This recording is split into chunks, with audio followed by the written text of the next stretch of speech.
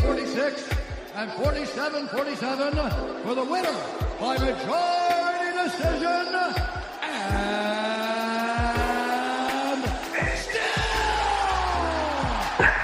still we are the Undisputed African Fighting Podcast champion of the world. Welcome back to Fighting with Friends. This is the weekend recap show. It's One Friday Fights 147 and UFC London. PG, happy Monday, bro. What's happening? Mute. Doing the uppercuts. What's up, everybody? Welcome back to Fighting with Friends. I'm good, bro. I'm good. It's a Monday. Bro. Yeah. Live for the change on a Monday for the weekend recap show. That's pretty true. First yeah, time. we don't usually do this, but we thought we'd try it out tonight. So hopefully we can get some of the regulars in the chat. Give us your thoughts on the fights. It was a decent week of fights. Yeah. Kind of balanced out in a way with one Friday fights, and then UFC London wasn't that great. But we'll get into it. There was a few bangers. We'll start with the highlights, PG. It was, of course, One Friday Fights 147, the tentpole event where we saw Rambolek become the Anane, defeating the seemingly invincible Nabil Anane, bro. You, of course, did call that one, so shout out to you, bro.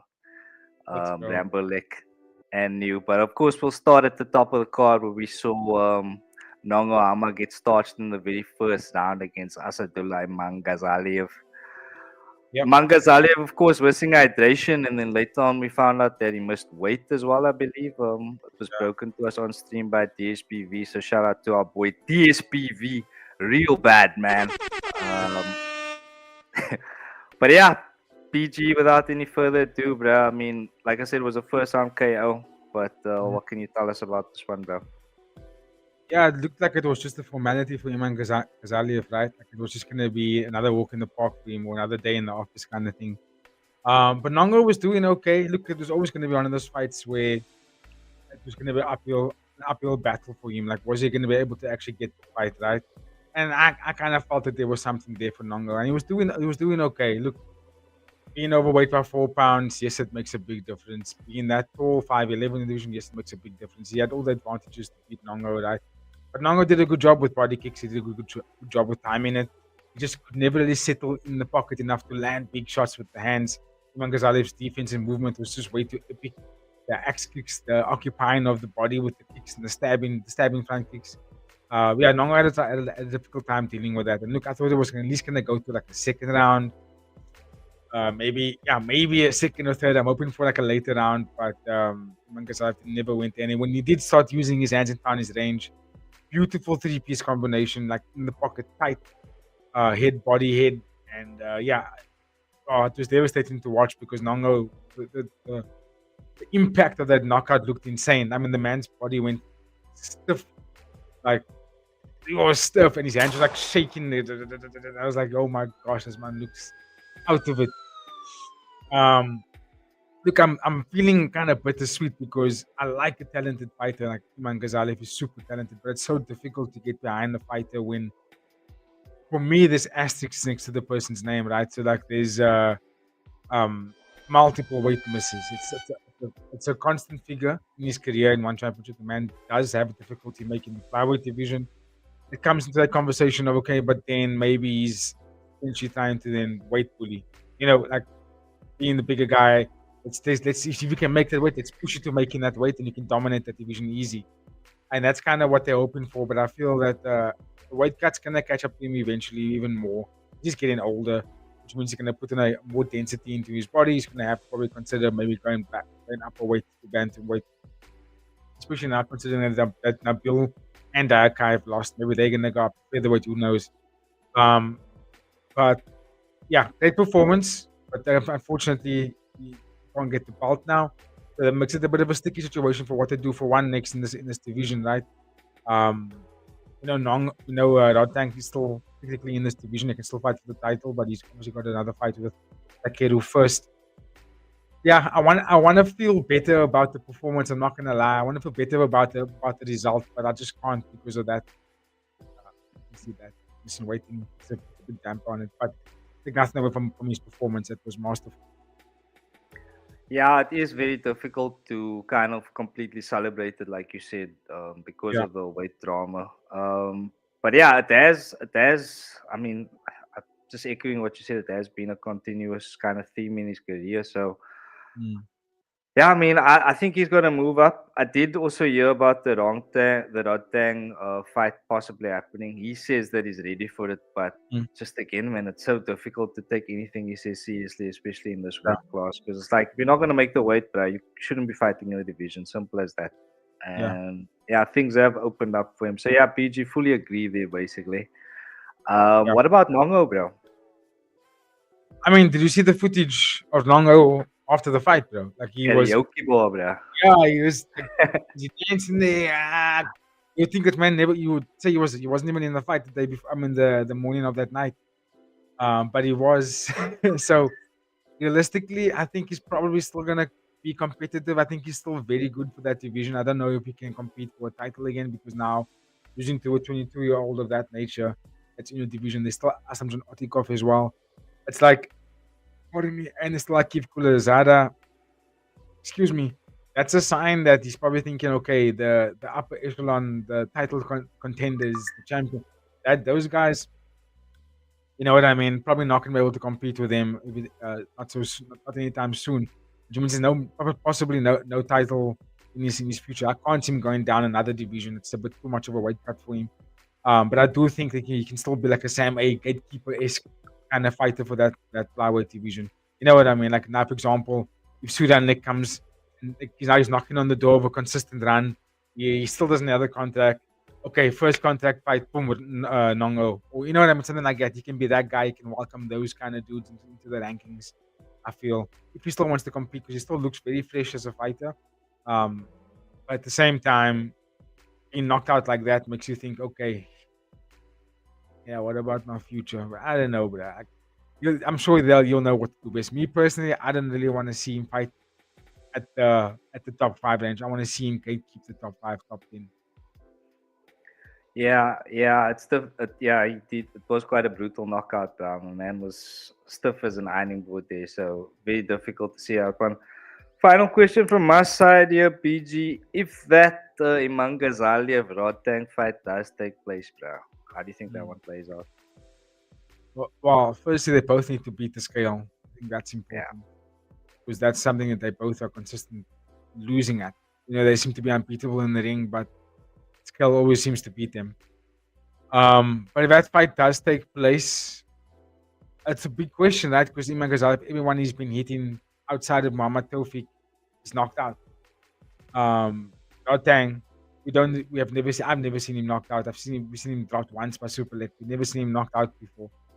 So it's a question of can he withstand the power of Imam Ghazaliev? But I do think like Rotang is one guy that will be able to take him on with Rotang because Rotang is really super high level. We know this man is super high level. He's defensively sound. His power is immense. His body shots are insane. I think he'll be able to deal with him because he won't really give up positions. How do I say? He won't really give up his targets as easy as Nong O would. Rotang is very defensive and his pressure so heavy that you'll force Imam Ghazaliev to fight back foot the whole time. A little bit the way Nongo was trying to do, but Rotang will be more successful at that. And I don't know if Imam Ghazaliev fights the same way back foot. Like he's obviously still dangerous on the back foot, but I feel like back footing him will make him tired faster. Fair. I mean, we can only speculate at this time, but like you said, there are other fights in the pipeline, so it's going to be interesting to see what happens next for Asadullah Imam Ghazaliev. Let us know your thoughts in the chat, in the comments if you're not watching live. BJ, any final thoughts on this one, bro? Oh no, I think we can move on. I just think if Imam Ghazaliev can get that weight cut sorted, I think he becomes one of the most like talked about fighters for a while. Yeah. Like Nick Atkins said, Joe Rogan was, of course, waxing lyrical about him, and Joe Rogan barely talks about anything outside of the UFC, so it just shows that the man is transcending the sport a little bit there. But anyway, to the co-main event, some flyweight Muay Thai Pompet getting the job done against Zhao Xia in the third round here by TKO. I was a bit disappointed here with Zhao Xia. I was backing him going into this one. I had him on the parlay. Parlay did die quite early, so it didn't matter in the end. But big Zhao Xia fan, but disappointed to see him not get the job done here, PG. Yeah, and look, I'm not surprised. I think, if I'm not mistaken, myself and DSBV were saying, I think we both felt that Pompet was going to get it done, which is why you didn't see me put Zhao Xia in any of my picks. Because I just felt that the weight jumping was a factor for me. Because, before he went down to strawweight, he fought Keith, wasn't it? And that wasn't a good fight for him. He was obviously realizing, oh, this weight is a bit too much. Goes down to strawweight, gets beaten by Sam A. He said, oh shit, what do I do now? Comes back up to flyweight, gets Pompet. And that for me was making me look like it's a fighter that is a little bit undecided. A fighter that hasn't settled yet with themselves and where they want to go yet. Because he's super talented, bro. It's just looks like he doesn't know where to fit in. Now, I personally feel like strawweight will be his weight. I really do think so. I think it is that he just needs to be consistent there. His first fight was against Sam A. You know what I mean? Go back there, fight some of the other guys. Yeah, it's a high level fight. Go back to the other guys. You know what I mean? So fighting this fight against Pompet, excuse me, Pompet's on a run. And he looked good in his fights, bro. I think he had the one loss against what's his name? Was it Yodlek Pit? Deco was the loss that he had. That kind of broke his streak, but he was looking fantastic up before that. And I just felt like Zhao Xia loves boxing, he loves the wild exchange, but Pompet always for me had the fundamentals better. The defense was very good, and you know how to tag. So I just felt that over the course of the fight, I feel like he was always going to get Zhao Xia. He was always going to catch him, and he did. He did it early. The boxing was slick though. Zhao Xia was pretty much out on his feet, yeah, Mapeda definitely stepped in to be able to stop that because he was going down. He couldn't really fight back in the third round. I'd say Pompet did a fantastic job the whole fight though. His boxing was on point, his defense was on point, and the pressure was heavy. The body shots was heavy. Zhao Xia wasn't able to put combinations together. He was just like trying to explode with big things, but Zhao Xia just kept the fundamentals well and yeah, deserved the win, bro. I still didn't get the contact, which I'm a bit upset about. Yeah, 100 P's, bro. 100 P's. We got DSBV in the chat. 23. What's up, DSBV? 22, baby mother. Real bad man. Real bad man. What's up, DSBV? What you guys do this live now? This week, we thought we might hop in live. Special circumstances. As you can see, PG cracking a beer on a Monday evening, man. Having a great time. Having a great time. My shoulders are just getting bigger. You know what I mean? Look at the session. Let's go, bro. Work hard, play hard. But anyway, DSB, we're just doing it live tonight. If it's successful and you guys are able to tune in normally at this time, might consider doing it again live. Yeah. But yeah, we're just trialing it for now. And yeah, let us know, DSPV, what was your main takeaways from the fight card, bro? Any fighters you want to talk about specifically? Of course, Surya and Lek for me, one of the standout performers, yeah. But yeah, on the topic of Zhao Xia, bro, that's 3 losses on the spin, like you mentioned. He is hopping around in weight classes now. What do you want to see, or who do you want to see him fight next? I know you said you want to see him settle on a weight class, but do you have an opponent in mind, maybe? Yeah, I'd love to see him go down to strawweight again, bro. To be honest with you, so my mic is a bit high. I'm just putting it down. I'd love to see him go back to strawweight. I think that flyweight, the higher you go up in the division, the more intense it's going to get. In every division, but I mean, he's going to be outgunned, outsized, outmatched. You know, Otikov will be too good for him. Akif will beat him already. Iman Ghazaliev is like, are you ever really going to be able to compete on that level? Then obviously you got Kong Torani, you got Nong O, you got Rotang, these are all fighters in my opinion that I think they beat Zhao Xia for at least another year to 2 years before Zhao Xia. It also depends on him and what he hones in on, right? But the flyweight, he's just going to be outsized there. I think it's strawweight. I think he matches everybody's speed there because he's a pretty light flyweight. He's got power that he brings down with him. Sam Ace called him because he fought recklessly, in my opinion, and he fought against someone that's got experience of 3 Zhao CIs put together. So it was like, it's like you have to understand why you lost that fight. So I Yeah. feel outside of that, if he goes back down to strawweight and he gets one of the Pitch brothers, he gets Adam, that because one of those mid tier, young, close to 20, that age. There's a Sandro Bossi that moved up to strawweight. It's a bit of a high level opponent, but it's someone that's still fresh in the organization. You could get him.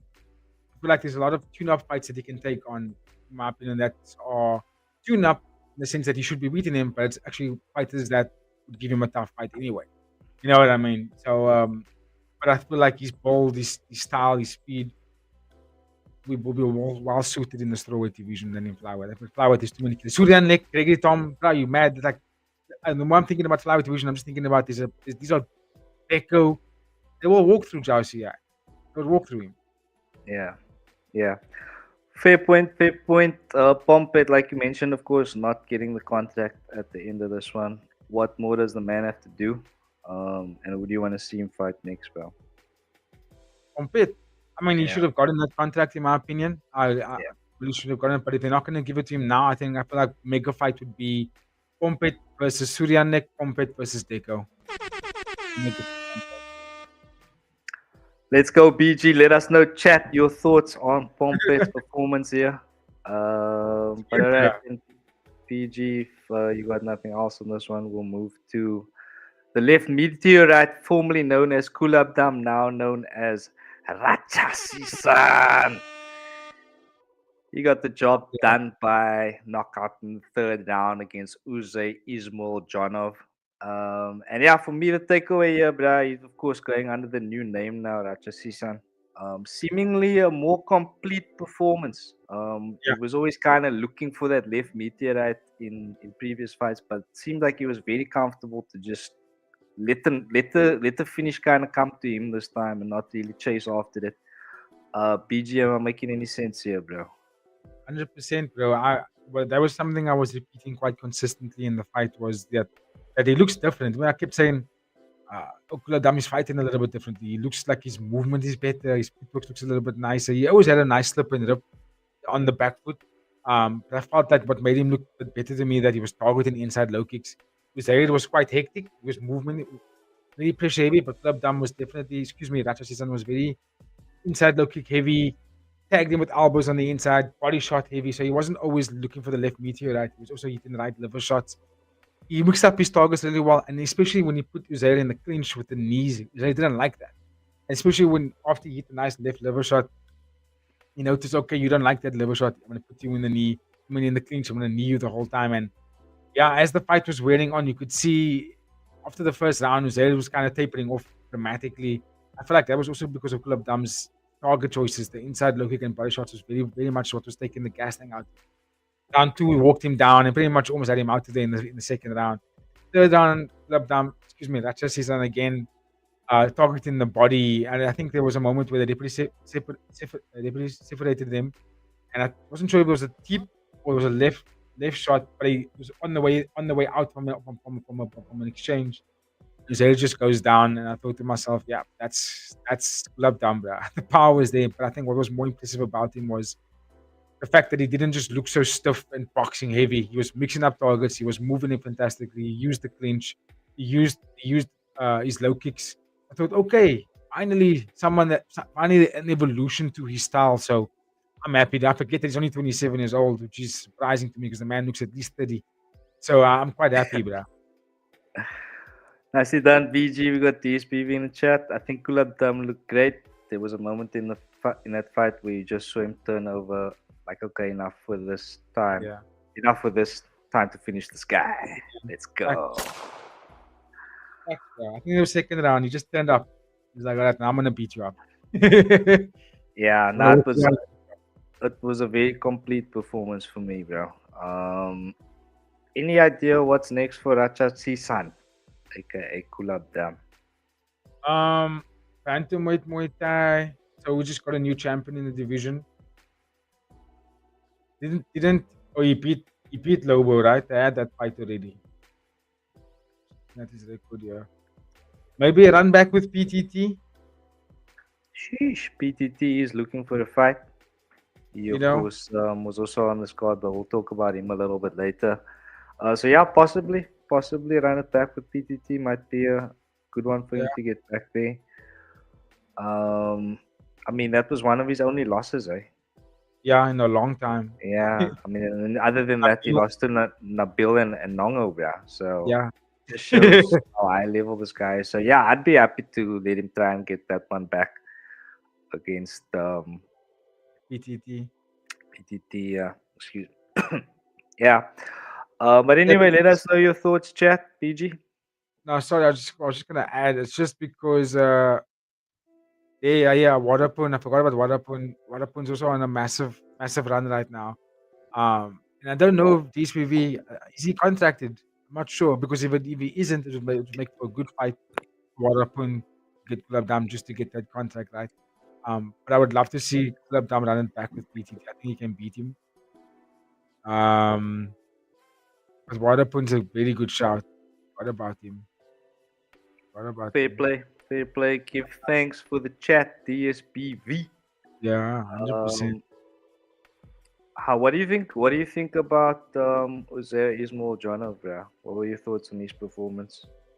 I kind of like him a bit more in kickboxing, to be honest. But actually, it favors his style, man. He's a very kickboxing heavy fighter.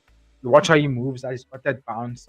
And when he comes in, it's like a 1, 2, 3, poof, low kick. 1, 2, 3, poof, high kick. 1, 2, 3, 4, body shot, high kick. He's fighting like a kickboxer. And the kickboxing, because also his defensive work is not the greatest. He's very hittable, right? I like him, but he's very hittable. He's got to work on that. I feel like if he's fighting kickboxing, he's got the execution. So if he wants to, if he's like bringing up his hand, he's going to be the take that shot.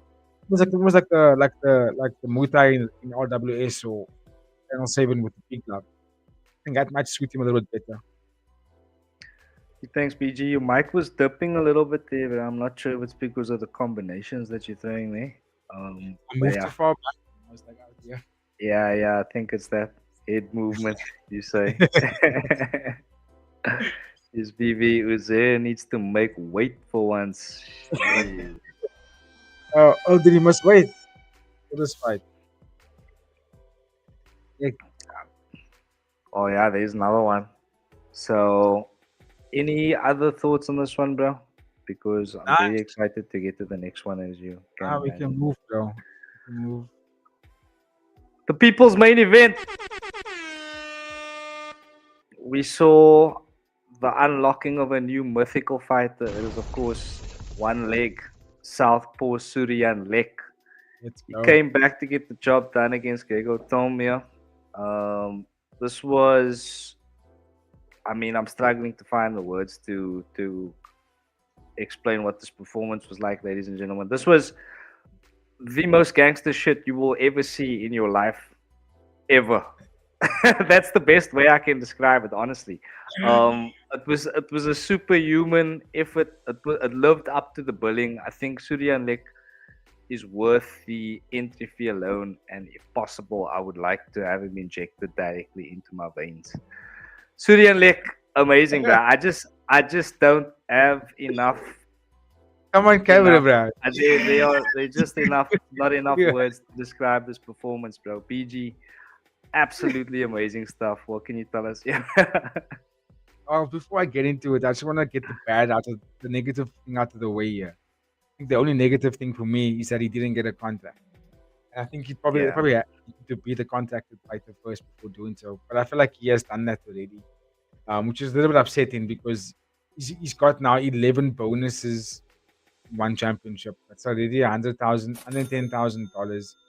Memory serves me well. The contract that you get from one championship is $100,000 contract. So he should be on the contract already. You know what I mean? My guy's basically making contract money. But anyway, performances was absolutely insane.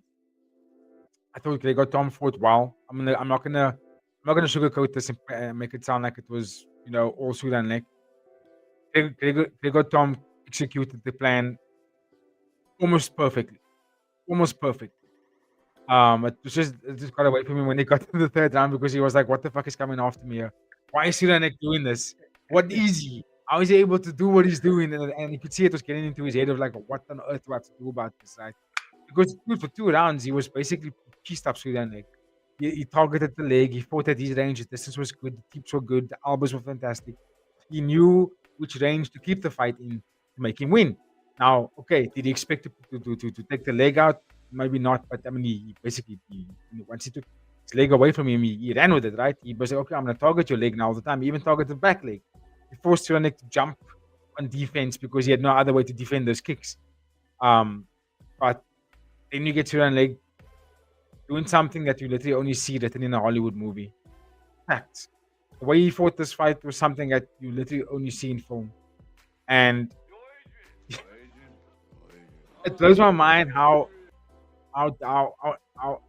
he was able to still land that left hook and knock they got Tom down. In the fight where it was like minimal time left, you're about to lose. I think there's a minute left of the third round. You're basically out. There's no way you're winning this fight back. He gets that mad knockdown and you think to yourself, what on earth did I just witness? I think you said something about he almost put you in tears, AD. It was insane, bro. It was mad- absolutely insane. It was mad- like you said, it was cinema, bro. It was something cinema. out. It was a Hollywood movie. It was like it was scripted to happen like that, bro. It was crazy. One leg, bro. Down in the fight, comes back, gets the knockdown, almost a buzzer beater, bro. And it was just insane. And down to a split decision as well. It's Yeah. Hollywood shit, bro. You Yeah, know no, what I it's mean? It's insane. insane. And gets a bonus but doesn't get the contract. And I'm thinking, what more must this guy do? So I feel like his next fight has to be someone of that stature that's either contracted or someone that's pretty much that close to a contract as well. You know what I mean? So I'm happy he got the win. Got it for Gregor Tom because I felt that he fought a really good fight. He executed the plan really well. A little bit different to the way Deco did it, but still very good. And I thought, that's just the name of the game. That's the name of the game. Doesn't mean anything. What does DSPV say here? Sorry.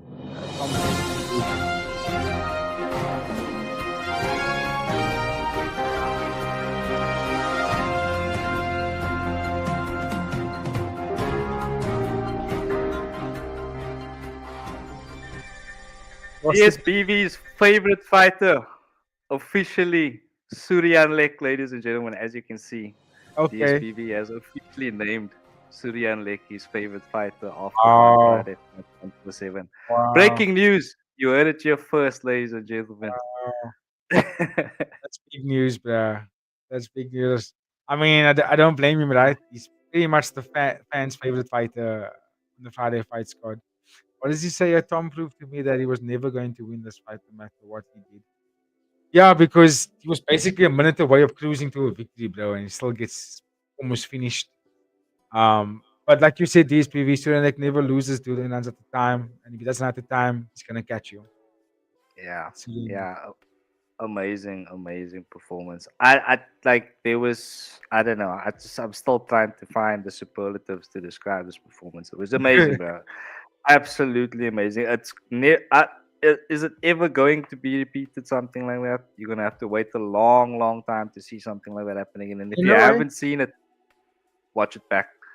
I feel like you will get it again with Surenek because I'm sure these people can help me out there. But I remember seeing a fight with Surenek where that exact thing happened to him, where he was hopping off on one leg. He didn't win that fight, but he wasn't finished, and he was fighting back, and he made a split decision loss. I thought to Yeah. myself, so it makes me think because something. I watched the fight back. Actually, that Friday when we did a live. Saturday night I watched the fight again. No, we did the live. It was before Tyler left. So it was actually Friday night. Again, when Jed came home, we watched that fight again, and so the commenters came in and made me lose my point for a second. I'll get back to it. And keep it moving. No worries. We got DSBV in the chat. There's a fight I would like to see for Suryan Lake. I think it would be a lot of fun. I'll keep us in suspense here, bro. Oh, hectic. Oh, sorry. No. You're saying that I'm No. It's not your fault. It's not your fault, DSBV. It's my fault. And it's the Mary Jane. I'll say this. Being unprofessional. They got the thought back. The commentator said something on the fight that they might be damaging Surian Lek's leg because that happened to him multiple times before in other fights. So because there wasn't many of those leg kicks that landed before he went down. I think it was at the third kick. Then he went and he was down already. And I was like, oh, the fight wasn't even long. It was early in the first round. I was like, oh my word, this man's leg is already cooked. So, but that's because we know what Surianek is about. He's such a heavy boxer. So he relies heavily on that front leg. So people always tagged him there. Everyone has tagged him on that leg before. I've seen it before. So perhaps over time, there's a cumulative damage to the left outside of his calf. So maybe look out for that in the near future or in the future whenever he fights next. Rambolek would be a mad opponent for him. But I don't know if Rambolek would test that front leg. He'll probably also get into boxing range with Rambolek, which will probably make which probably wouldn't favor him. Yeah. Doesn't usually favor anyone in that situation. but yeah, I think just again, it's some very good points you're making there, number one. But I think just the fashion in the way that this one played out, man, the fact that he ended up winning in the way that he won is the reason why I say that you're going to have to wait a long time to see something like that again, because that was spectacular. But who knows, bro, with Friday fights, we might see it next week. And then, and then there's nothing I can say because there's always something crazy going on a Friday fights card. DSPV in the chat. Yeah, I think Surian Lek, Rangrang Lek would be really fun. But what I would like to most see is Surian Lek versus Johan Ghazali, bro. Sounds more like usually you want to see Johan Ghazali get knocked out. Send the boy to bed, bro. Yeah, I think it will be a sick fight. But you know what will probably happen is I think they recontracted the Black Panther and Diego Paez fight. But I would love to have seen Surian Lek and Diego Paez because Diego Paez is contracted, right? And he only had three fights. So you got me, BG. What did I do? How did I get these, BV? Oh, with you want to see Ghazali get knocked out? Yeah. Okay. But Surian Lek and Paez would also be a good fight for Surian Lek's contracted fight, right? If he takes him out, he gets the contract. Paez would obviously take that fight. He's will be mad because he does have the tools to try and execute something like low kicking Surian Lek. I would also love to see that fight. Honestly, it'd be nice. Watch the fight if you haven't watched the fight. That's all I can say. I'm tired of trying to find the words to describe the performance. Just watch the fight. It was definitely worth a watch. Any final thoughts here, bro? No, I love the matchmaking for this flyweight division, dude. I mean, if you think about where it's coming, I can't wait for One Championship to release some rankings, bro. Because, dude, the way these non-ranked Deco, Surian Lek, these flyweight dudes are putting on Wadapun. This goes on and on and on. They're just putting on performances. Pompet, Udlek Pet, we will get into later. There's such good contenders out there at the moment that are worthy of being invested in, which will make really good fights. Surian Lek and Yodlek Pet. Someone's going to sleep. I think they fought already, though. Anyway, we can move. And move we shall. We'll go to summing them, getting the job done by unanimous decision against Kyo Swa Win. Thailand getting it done over Myanmar here, BG. What can you tell us? Yeah, this was a bit of the fight styles where we've been having conversations around this of late, where we had, a fighter that puts a lot of volume on you, a fighter that puts on a lot of pressure and waiting a lot of shots, but none of them, or it's not none of them, the landing percentage is low. It's a lot of shots, but nothing's really clicking. And then the other fighter's got a very low firing rate, but they're on the back foot. However, when they are throwing, it's landing. It's big shots, and it's keeping up a high percentage rate of landing. And Cross's face was not quite, but it was a little bit busted up at the end of the fight. Obviously, he was the one pushing the pace. He was aggressive. I think he had the second round, if I'm not mistaken, when he had something down, really backed up. Didn't get the knockdown, but he had him really backed up. I think there was a moment where he might have gotten rocked. But round 1 and round 3, I think something down in my eyes. I watched the fight back again. One Championship had a habit of making highlights look like a crossbar one win was doing all the stuff, but actually, when you watch it back and especially watch the slow mos, a lot of those shots that crossbar win was throwing was missing the targets, was being blocked, was being counted. Something that when he was hitting, he was landing big. You switch body kick, the low kick, over and right off the back foot. He does this thing where he kind of goes down and he tips his head and he puts his bum on the middle rope. He kind of swings like this with cross one and then tags him as he comes in. Like, are you playing the fight? Nah. Oh, yeah, I was about to be like, hey, I'm so traumatized by the copyright infringement. I'm like, hey, what are you doing? What are you doing?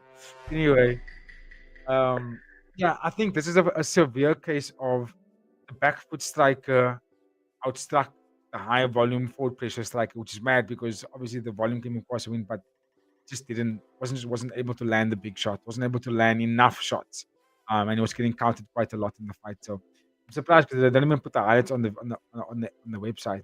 Only they put the highlights there, but there's no highlights, which is mad because there was a lot that happened in the fight. You know what I mean? There was a lot of exchanges. It wasn't a sleeper. It was a barn burner. These oaks were going back and forth, bro. It was high pace. But I think Samingdam just slightly did enough. TSPV is in the chat. That's 3 bouts in a row for Samingdam where he squeaked by earning the decision. Personally, I thought Samingdam won. The commentary was really hyping Kyo up with the KSW name. Yeah, they were hyping it. They were hyping him up a lot. Especially when like I said, if you go look at the highlight packages, they're just showing Crosswell winning. I was like, but that wasn't how the fight played out. It's not what happened. You know what I mean? There were 3 rounds of Samingdam fighting a little bit masterfully. Squeaking is actually a very good word because there was another fight where I thought he actually lost, but then he won. I think it was the Sunrock fight, if I'm not mistaken. One of the 3. Yeah, so I think it was Sunrock. I was like, huh? And Kama Woods one was a bit of a hairy one. But in this fight, I felt that he actually won. I thought for 2 rounds he was, especially the late round as well. I thought he was doing very good at staying defensively sound and tagging him. I mean, there was a moment where he landed like 3 right hands, bang, bang, bang, and crosswell win. I was like, he's winning the fight, bro. So yeah, I got that as well. DSPV, the crowd. I mean, the commentators were hyping up KSW in a way that I thought was a little bit unusual. Yeah, I didn't get any commentary, so I can't speak on that. But of course, we'll take you guys for it. Any thoughts on the future of Samingdam? 23 years old. 23 years old is young, eh? It's a 4-fight win streak. Yeah, he's on a 4-fight win streak right now. Flyweight division, I don't think he's there yet. He's got to get someone else, someone that's. I mean, Joshi, I would be a good fight considering that he's on a bit of a streak right now.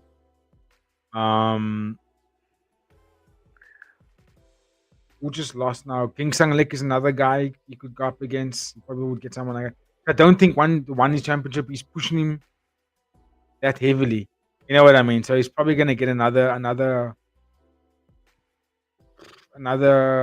someone that isn't ranked, but someone that's also pretty much there and about.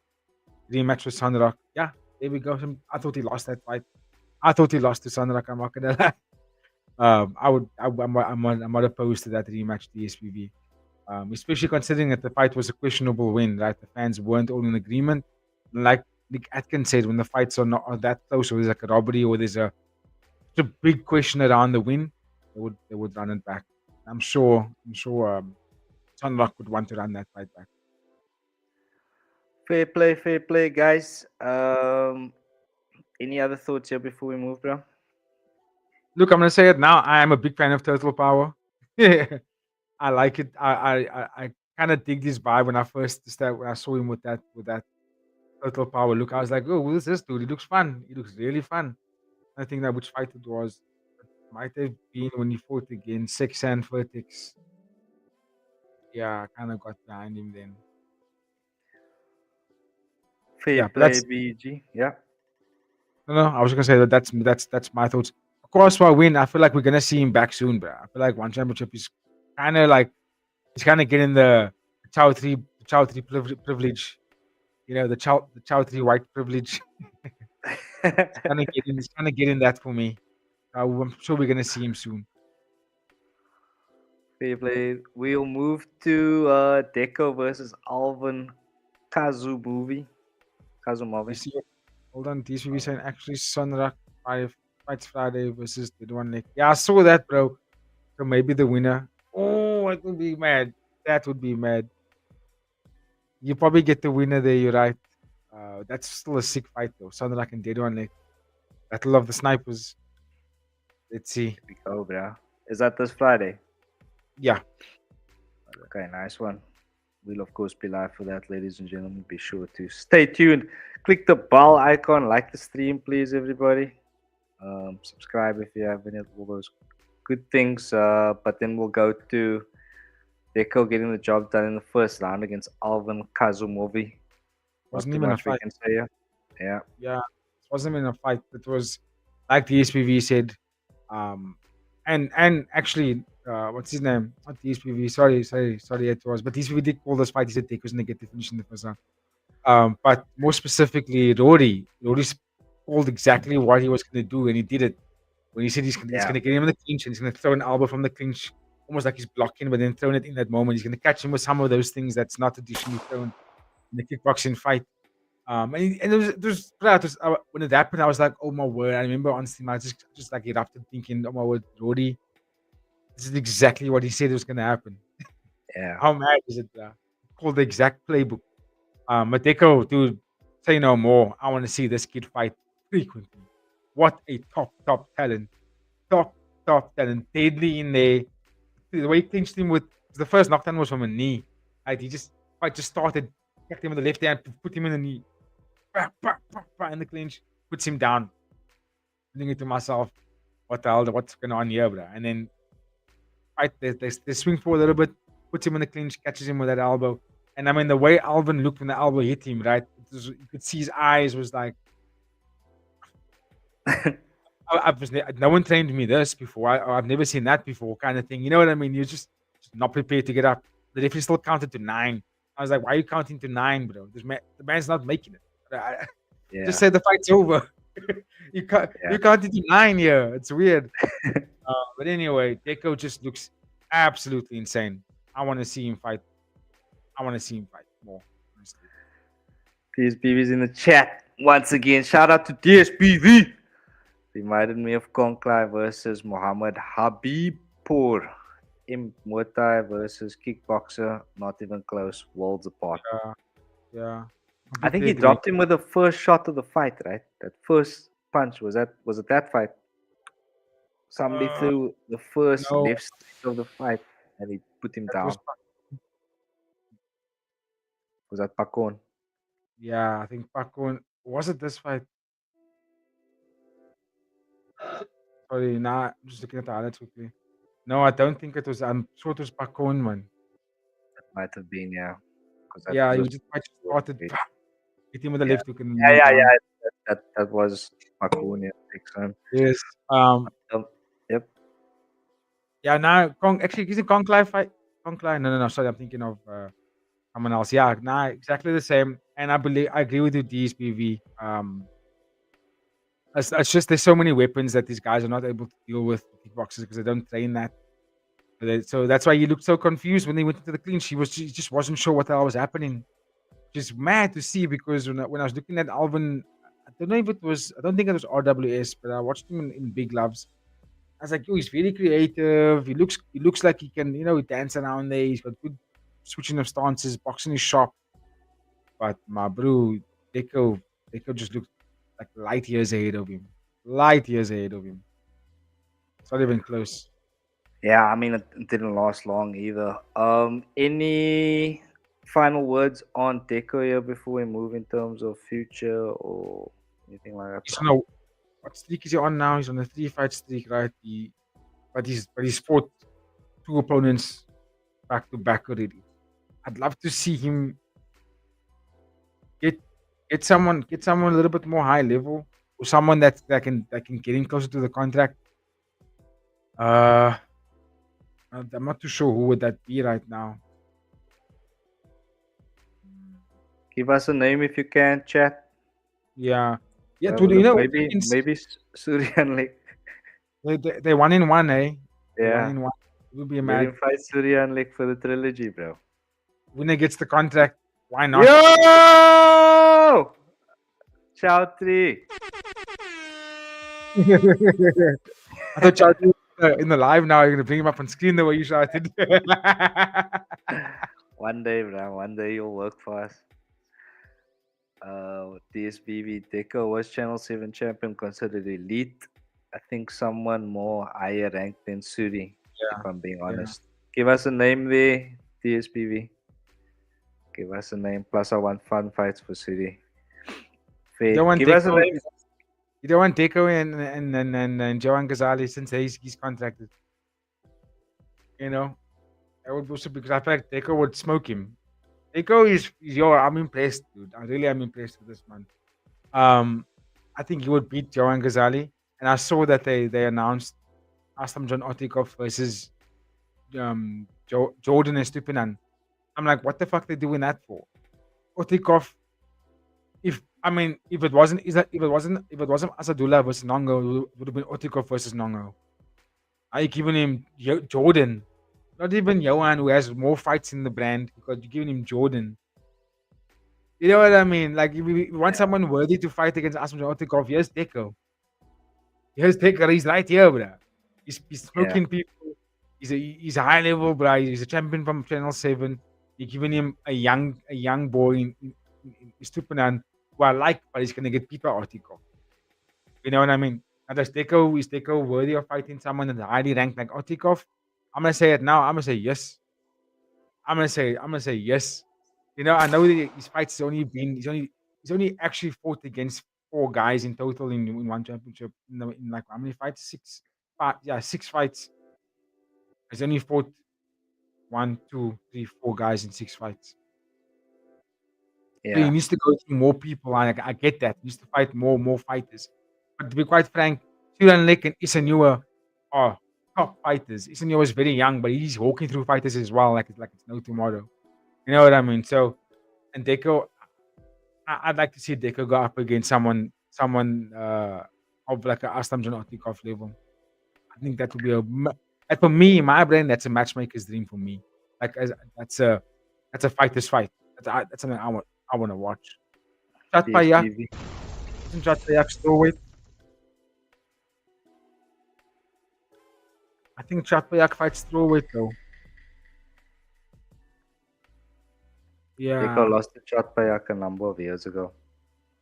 Yeah, I think Deco looks much bigger than Chatpayak at the moment. But I think Chatpayak fights strawweight, if I'm not mistaken. I think he does. Because he's been fighting with the Ondash brothers. Who did he fight last? Yeah, I think he's strawweight, yeah.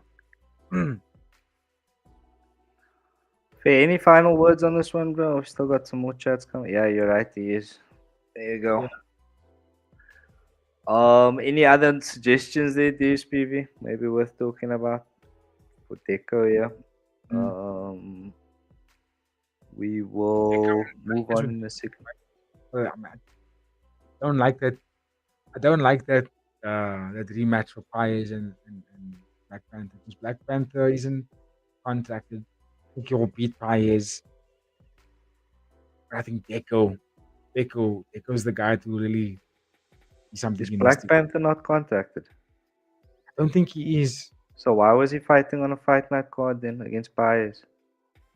Bro, Sudan Lake fought on fight night cards and he's not contracted. That's you know, yeah, you're right. He's a fan favorite also, man. People like to watch Black Panther. It's just crazy that you're not giving these guys contracts, but you're putting them on pay-per-view events, eh? Just shows. I don't understand. But anyway, you don't need to be contracted. Yeah, there we go. Confirmed. I mean, you should be though. I feel like, bro, if you're gonna put on the so-called premier, cards, the fight night cards. I don't know so much if because they got three segments. They got the fight night, the Friday fights, and then they got numbered events. So I don't know if the fight nights are essentially pay-per-views. But You they know, seem to have more prestigious fighters than on the yes, Friday fights cards. and You know what I'm champions. saying? That's Championship fights, more contracted fighters. yeah, Um, so I would say, based on the quality of fighters, if you're gonna be on there, you should at least be offered a contract there. If you're gonna be yeah. fighting against contracted fighters, and some of these guys are beating contracted fighters, then That's my point. you know what I'm saying, and not getting contracts. So what the fuck? Yeah. What is going on? But alright then, let us know your thoughts there, chat. Thanks to DSBV again, bro. We appreciate you. But alright then, we go to Pet getting the job done against Numsurin. Shocking. Unanimous decision. Shocking. I'll let you talk us through why you thought this was shocking, bro. Yeah, I don't know. Watching the fight back again also. Look, there were moments where Pitt had some success. Some of his boxing was able to back up Numsurin over and rights when Numsurin comes into the pocket. But I think for large portions of that fight in each round, I thought Numsurin was sharper. His boxing was more aggressive. I felt that he was dictating the pace of the fight, targeted the body a lot of Pitt. Never really found the big heavy shots, but was cleaner. He was able to paint and bite on things, and I just felt that he was controlling the fight really well. And I know it wasn't the most eventful fight because it did feel like there was a lull in the card when we got to this fight because we were expected a finish here because both guys are that good. Pitt always finishes his fights. He's doing high level counter striker. But we didn't get that wow moment. I just if you put just what was happening under the microscope, we had Numsurin was basically footworking his way in and out of range, utilizing body kicks and body shots, activating the double triple jab now and then when they was moving left or right. But would walk into Pitt's over and right ever so now and then. He would walk into a big shot ever so now and then. I think in the third round, Pitt really put it on. I thought that he actually backed up some quite a bit, forced the clinch now and then, land some good elbows when they were in the clinch.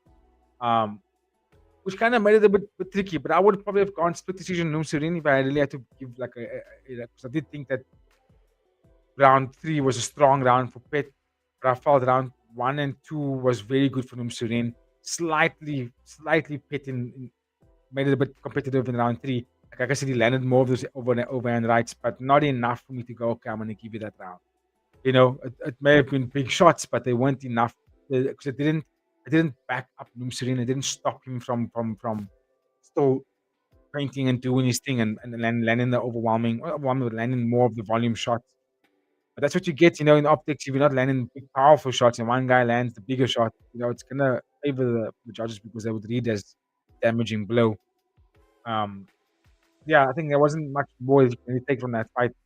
I think I'm just gutted because I thought that Numsurin won, but I'm also happy that Pitt won because I'm a big fan of Pitt. You know what I mean? I like the young kid. I think he's really good. 19 years old and he fights like that.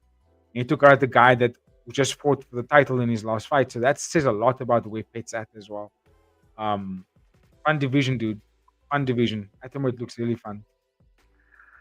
Okay, thanks, PG. Be very interested to hear the chat's thoughts on the result here and the judge's decision because I did, while we were on the live, I did put it to some of our followers on X. It was the correct decision.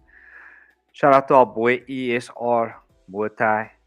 Be sure to follow him on X if you're not doing so yet. But he says 100% the right decision. One judge's favor clinch over anything else. Bet won round 2 and 3 convincingly in the clinch, in his opinion.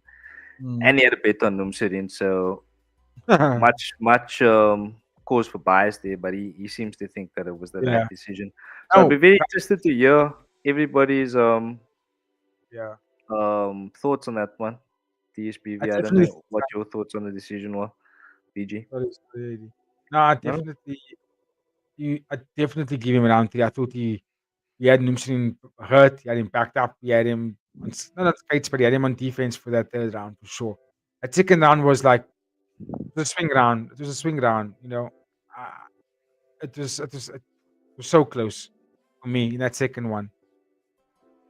Okay, here we go. The man himself, DSPV. Regardless of anyone's opinion of the outcome, pit fighting, the level he has been at just 19 is Mm, amazing. I'd like to see him fight one of the foreigner young bloods, Isaac Sandoz from mm. earlier. He thought Pitt won, but it was close. Yeah, it was, bro. It was a good fight in the sense of how they were both had to execute their game plan. And Pitt, you could see that he wasn't really able to keep it up with the speed and the volume, and he was like, you know what, I'm gonna power through, attack him with overhands, put him in the clinch, and make the fight a little bit more even. Make the fight where he could have more advantages. Again, that speaks volumes to what DSPV is saying about the levels that he's fighting at. Because like I'm gonna say it now, dude, I am a fan. I'm a fan of this Pitt, dude. Like I've watched his debut, and I was like, nah, I'm sold. I want to see him fight a lot more. A fight against one of the young bloods would be fantastic. I think one of the Page brothers will be good. Sandro Bossi might have gone up to strawweight. His last fight was strawweight, and then Zhao also. I think his last fight was strawweight. So they would probably have to come down. But at the weight division, he's got to fight. He's got to fight someone high up, in my opinion. Who could it be? I know Ti just won his last fight. He beat Anane with that mad KO. Ti was widely considered to be a top ranked fighter in the division. That could be a good step up for Pitt. Take on a power puncher like that. Ti is hard to put away. He's strong. He's powerful.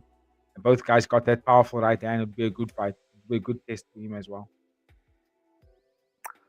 Fair play, BG, fair play. Let us know your thoughts. We got DSPV one more time in the chat. Shout out, bro. Okay, he's at the weight. Sorry, my bad. I gotta check. No worries, bro. We appreciate you, bro. Any final thoughts here, BG? Oh no! I think people need to put respect on that win. I think he took out the guy that fought for the title, so that means a lot. It puts him in a good seat, in a good position. Handy peas, bro. Handy I want to peas. say, sorry, Yep. there is Yep. another guy. Yeah, there we go. Riftin's a good call. I think Riftin's a very good call. Who fought Riftin? Penuang is another good fight you could go up against. There was another guy that was on top of my tongue. Oh yes, Yodnum Chai. If he's still around, if he's still fighting, I don't know what he's doing in his life, but he was smoking everybody. He's got a 7-fight win streak in one championship. He's got, I think, four finishes or something like that. Looking masterful, and then just disappears off the face of the earth. I don't know where he is.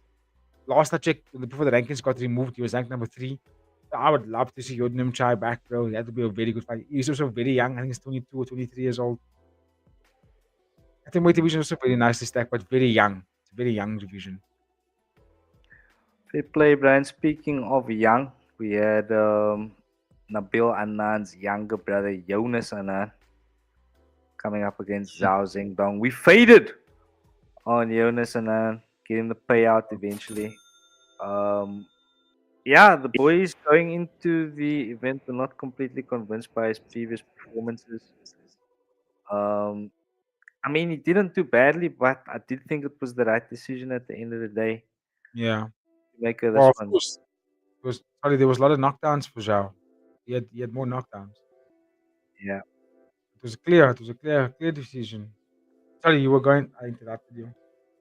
No. I was just gonna say we weren't really too impressed with his performances leading up to the fight.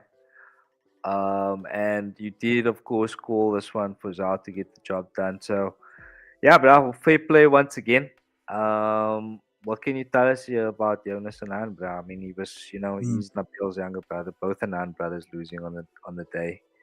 Yeah. But yeah, I mean, what can you tell us here? And I think, of course, a lot of people are probably wondering what's next for Jonas now. Is this, as they say, the proverbial fraud check? All the good questions, right? Before I go, didn't we get paid out for Kulab Dam's fight? No, we didn't. We didn't bet on him because the price wasn't great, so we didn't put a single on Kulabdam.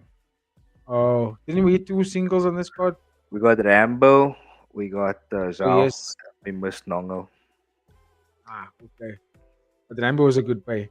Anyway, yeah. So for Jonas Anan and Zhao, I thought he was going to lose this fight, not because I think Anan is questionable fraud check. But I just think his opponent is better than him. he's older. He's actually very good. His boxing is sharp. He took on I'm not mistaken, Keisuke Monguchi. I don't know if it was K1 that he came from, but he came from a very good promotion, top level fighter, and Zhao beat him, bro. Knocked him out in the third round, and I was like, oh my word. And I've watched Zhao before that, and I was like, he's good, he's good, he's good, he's good, he's good. Interesting fight. Let me see what he's like here against someone that's top level in Monguchi and beats him bad, like easy. I was like, holy shit. Okay, nah, Zhao, good quality, my bro. So I felt that he was going to beat Jonas because I just thought at this moment in time, he's better, right? That could obviously change as the years goes on because Jonas Anane at 18 years old, a little bit of a slender string bean of a build, but the dude can fight. You can see he's got the heart. You can see he's got the style. You can see he's well trained. I just think we need to be patient with the young man. I feel like we shouldn't talk about like the doom and gloom of an 18-year-old when you know what I mean. There's so much time for him to grow, and he versus the mold that he has right now. Who knows what that's gonna look like later? You know what I mean? If the rhetoric is that you when you get better as you grow, then dude, he can be future champ easy. I think he can be future champ easy. The only thing is, the only tough thing is he's in a division where you know you've got Sandro Bossi that's also now in the fray. I don't know if they ever will fight, but they probably would. I mean, that's another talented young man that's also in the division that will potentially could stunt his growth here. But I just feel that I just feel like he's actually this performance proved to me that although he was underwhelming in the other three fights, this one is his loss. But I gained more respect for him in this fight than the fight that he won because his brother just lost before that, right? The title. They shifted his fight to fight later. So you know he's dealing with all that circumstances. Nerves are high. Goes in there and shows up, bruh. He got the knockdown on Zhao. You know, hard chick lifted on the entry, gets the knockdown. He was getting beaten up until that point, but gets knocked down. Then fights back hard in the second and third round. But you could see he was fading. Zhao gets a knockdown on him, 2 knockdowns, puts him on his knee, and then hits him with the. Which is funny because Jonas Anane got knocked down with a knee. Second knockdown for Nabil was where he took a knee. Jonas also took a knee in this fight, but they didn't count that knockdown. They counted the one week we actually went down from a left hook. So I actually counted 2 knockdowns to Zhao, but they only counted 1 for him. But because Zhao won the first round as well, so just 2 rounds won. But Jonas actually fought really well, dude. And I think again he can gain my respect. So I'm excited to see him grow in one championship. But Zhao, dude, he's a mean motherfucker. Mean motherfucker indeed. Speaking of mean motherfuckers, DSBV's in the chat.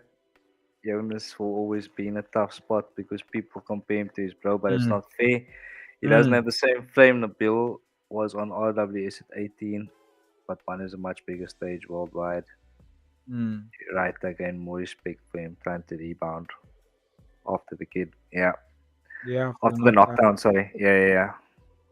Exactly. He showed me the dog. He showed me the heart, and the dog is there. And if you pair that up with the talent and the will to keep growing and getting better, that's a recipe for a champion.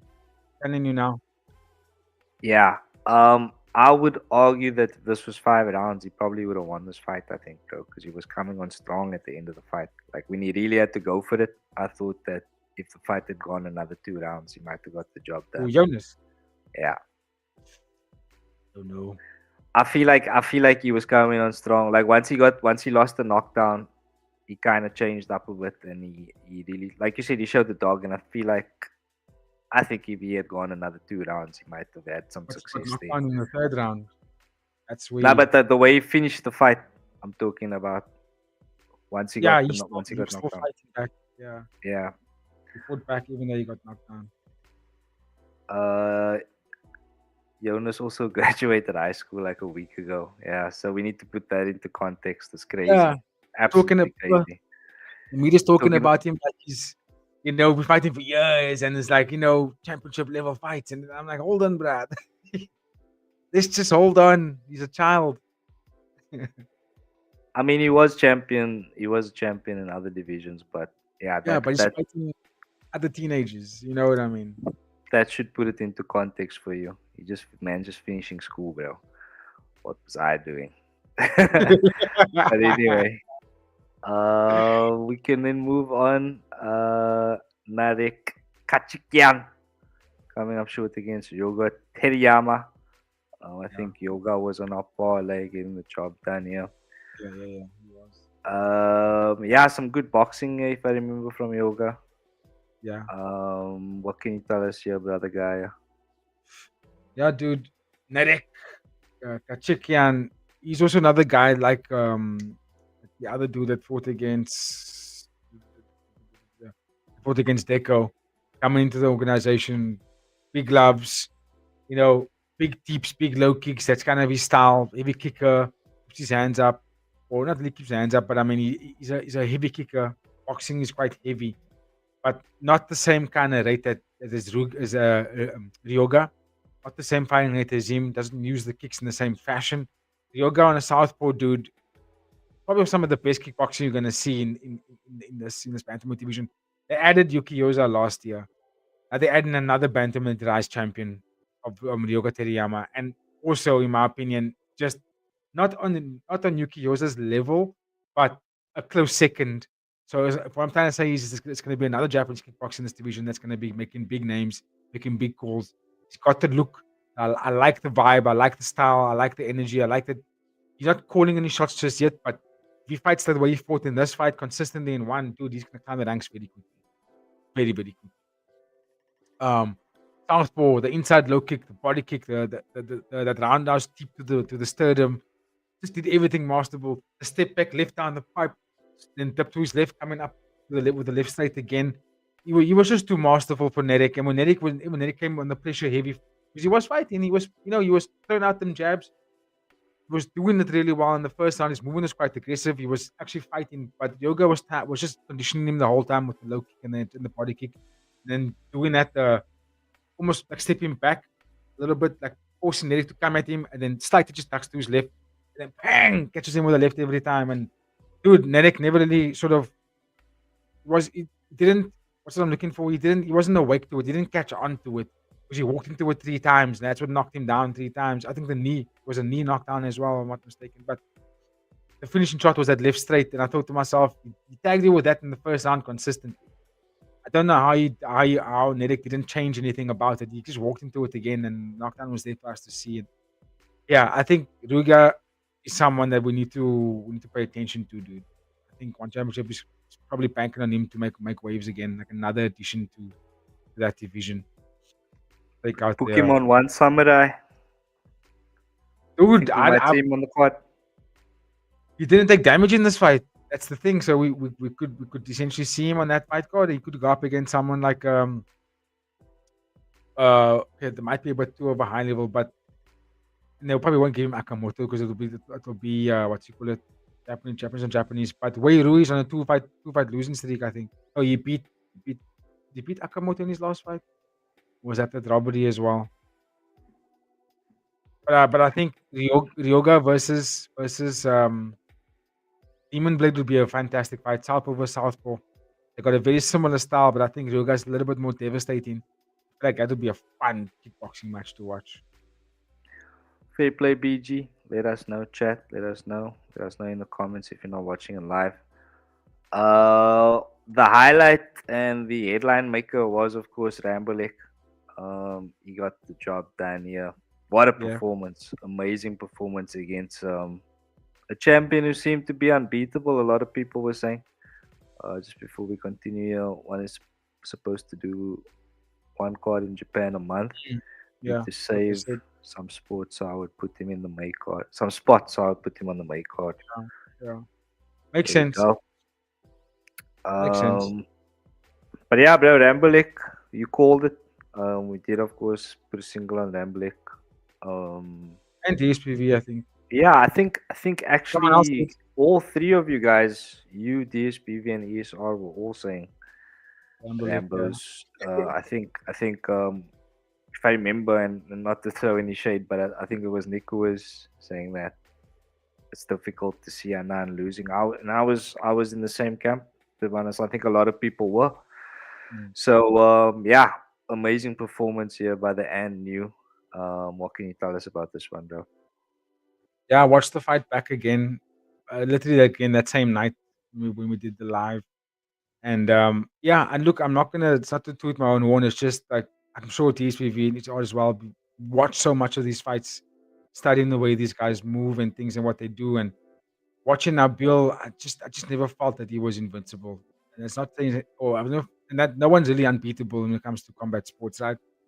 But he, to be fair, he did seem like he was this puzzle that was difficult to figure out for not just for the fans but for fighters as well.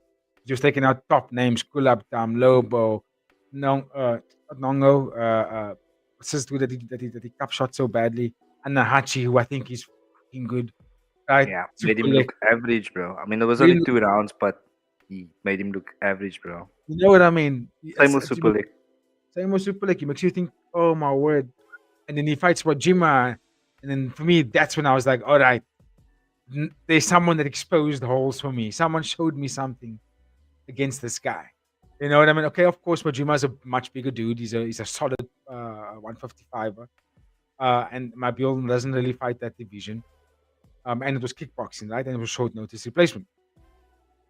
We got all those things to take into account.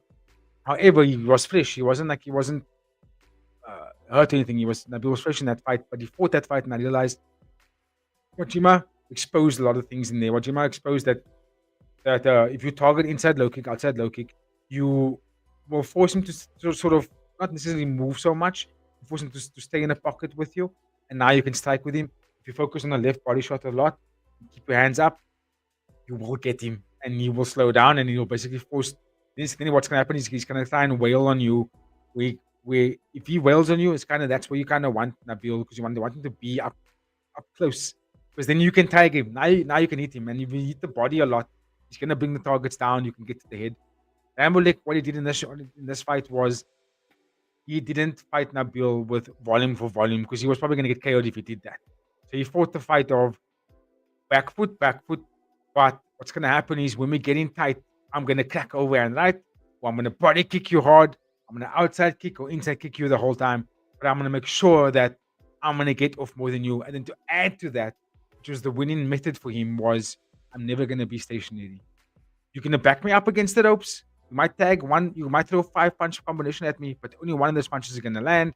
It's probably going to be the punch when I'm going to exit. I'm going to exit this range and you're going to land. I'm going to block that and move on. You know what I'm saying? And that's pretty much what was happening throughout this fight. So what it meant was then when it came to who was landing, Rambolek was landing the bigger shots.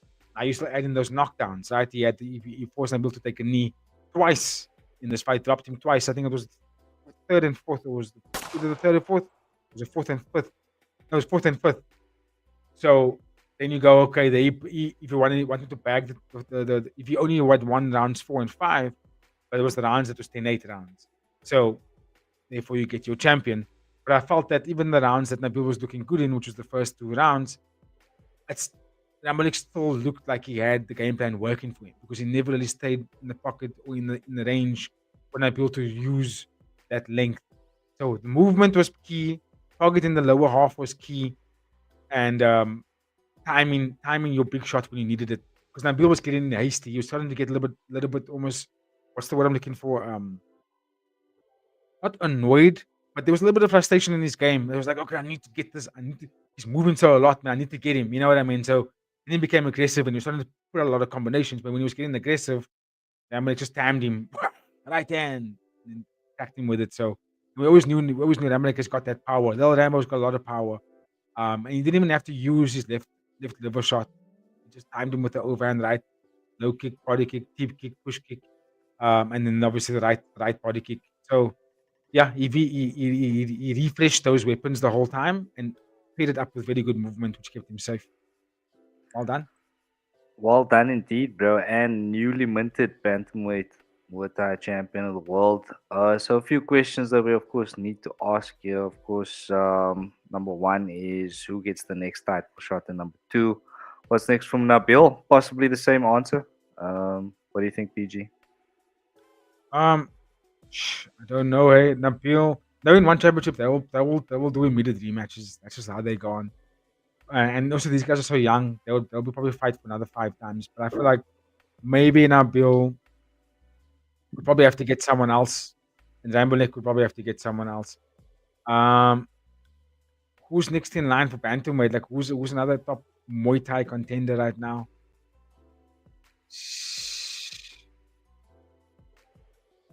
And I think who else is Bantamweight, Muay Thai. probably USB said I'd rather see a rematch. I'd rather not see a rematch.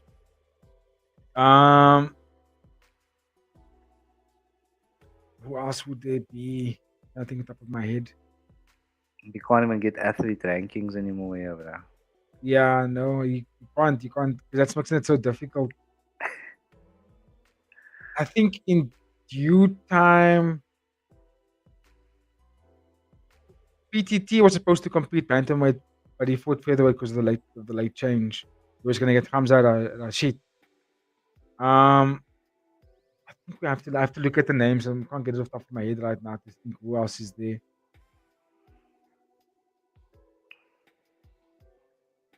Let us know, Yeah. chat. He beat Asadullah. You don't want to see a rematch, but it probably will happen. Maybe if Param Garati could come back midweight, but at the moment I got me to look at this because I'm happy to go through like other bantamweight fighters to see. Pakun, who we're gonna talk about next. If he continues the way he's continuing, he might climb the ranks very soon. And then will be in there. You know what I mean? He's also high level, super experienced, really decorated. Yeah. Let us know, chat. I'm just checking something quickly here. You could go Tetsuya did like previous rankings. I mean, bro, Yeah. when was the last time Super League fought Muay Thai, bro? I don't think you should. I mean, He's he not hasn't lost a bantamweight, Muay Thai fight in ages. but he's not bantamweight though. What division is he? Flyweight. He's featherweight. Super. What did you say? Sorry, what name? Super League. Oh, nah. Super League. Okay, he must fought bantamweight Muay Thai against Nabil. Yeah. Well, he fought. That was Muay Thai also, yeah. But he missed weight there, right? Yes. Yeah. And before that, he was like undefeated for a very long time in Muay Thai. So he beat Oh. Takedo in kickboxing. So, I mean, maybe he's one big win away from a title fight, Super League. Look, he is the champion in flyweight, and there's a flyweight interim title fight coming up next month. I think he should stay in that division, in my opinion. I don't think he should try and make bantamweight again. He looks Yeah, no, best I at think flyweight. that's fair, yeah. Suakim versus Nabil. Yeah, Suakim actually deserves it. I'm looking at it right now. He was supposed to get Cameron Nabati back, but he's not here. But IQ doesn't have a contract. I think he can get the contract. He's currently undefeated in like 9 fights or something like that. He could also make a strong argument to fight a ranked opponent. Rambolek just beat Dayakaev. Nabil won fight Dayakaev. Kulab Dam is in and around there. But I mean, he got smoked by Nabil. We'll have to see. Let us know. Let us know your thoughts, chat. Tough one to call, but yeah, it's looking like a rematch. It's Because looking I like mean, Nabil was pretty dominant, though. he had a dominant run. He had a dominant run Dominant run, yeah. in the title. He didn't have a dominant title defense run. No, You know no, what I I mean? mean leading up to the title. I mean, he only had one fight after winning the title, and that was against Inachi. No, oh no, that wasn't even. That was kickboxing also. Just boxing, yeah. So he had a massive run leading up to the title. So I mean, If Agadi loses to Yuki Yoza, he'll be without the title. But he's ranked number 2 in this division, the bantamweight Muay Thai division. So he could potentially come with this Muay I think Thai he title. needs to get a win first, man. He can't just come straight in for the belt. I don't feel like that's fair. Like he needs to get one. Maybe he can fight Super League in a rematch between the two of them. But I guess he's gonna fight flyweight, so yeah, I don't know. It's tough. Let us know your thoughts, chat, comment section. But yeah, if you have no objections, bro, we can keep it moving. I think Nabil should go after featherweight, my opinion. maybe featherweight kickboxing, and Rambolek will have like because he hasn't fought the whole division either. I'll say either. Nabil has. Yeah. If he's struggling, one is doing a rematch. This will be Rambolek hasn't really fought the full division, so I would say let Rambolek have fresh opponents like ones I just mentioned now. You know, Fair. Since there what's is the no issue? obvious contender for Angry. Yeah, okay, confirm there. Alright then, bro. We'll keep it going. Probably won't spend too long He on this versus one. Rambo. So here's Pakun and 600, bro. Yeah, this was the one where I think 600 got dropped with the first shot. The fight didn't last long. Yeah. But difficult to watch, to be honest, bro. To see Why? 600 get destroyed, to see him get destroyed like this, bro, and it's like, you got nothing left to prove, bro. He's such an icon in the sport. You don't have to see him come and still do this now. But anyway, Pakun getting a job done here, bro. What can you tell us? Well, I mean, he fought another old man. Let's put it, he didn't fight a young cat. Pakwan, I think he's 5 as well, 637, 36. So, 37. So, they're not that far in age. Similar records in terms of like how many fights they have and their wins. So you would argue and say it's actually a good matchup for him, but then you realize Pakwan's such a high level fighter. You go, oh my word. Pakwan fights like he's still in his 20s. Yeah, As you said, the fight started. He threw a left hook immediately and basically dropped 6 hand to the point where I wasn't sure he was going to make it back. I was like, oh, he actually got up. Didn't know he yeah, was going to make it back. And then fight went on. Pakwan obviously swarmed him. Good pressure, good shot selection. I think there was another knee. Um, I think that had him hurt pretty badly, and then he got up again, and then there was another left hook, which then ended the fight completely. He was like lights out after that. But then he got up to come and take his lick and clap for Pakun. Shows you the legend that Seksan is. But honestly, I don't want to see him fight because now he's getting knocked out easy.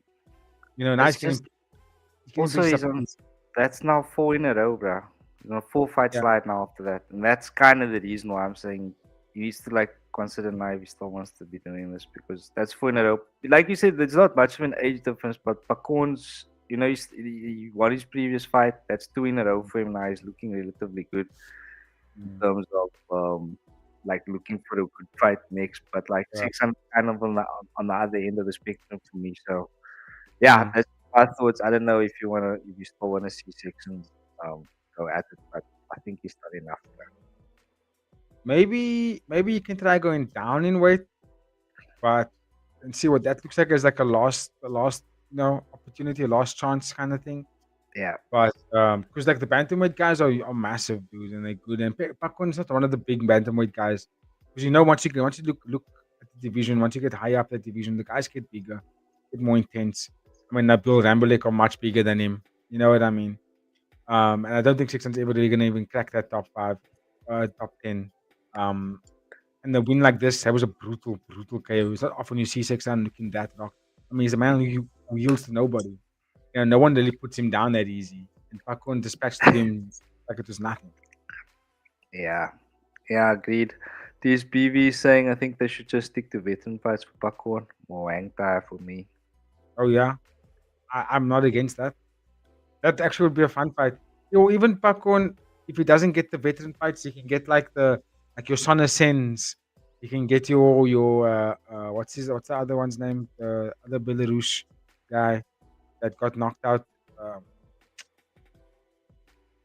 Anta Kasim. You can get those fighters. You can get Tyson Harrison. See, that's the fighters for Pakun for me. Fair play. PTT, classic PTT performance here, coming up against Arian Esparza.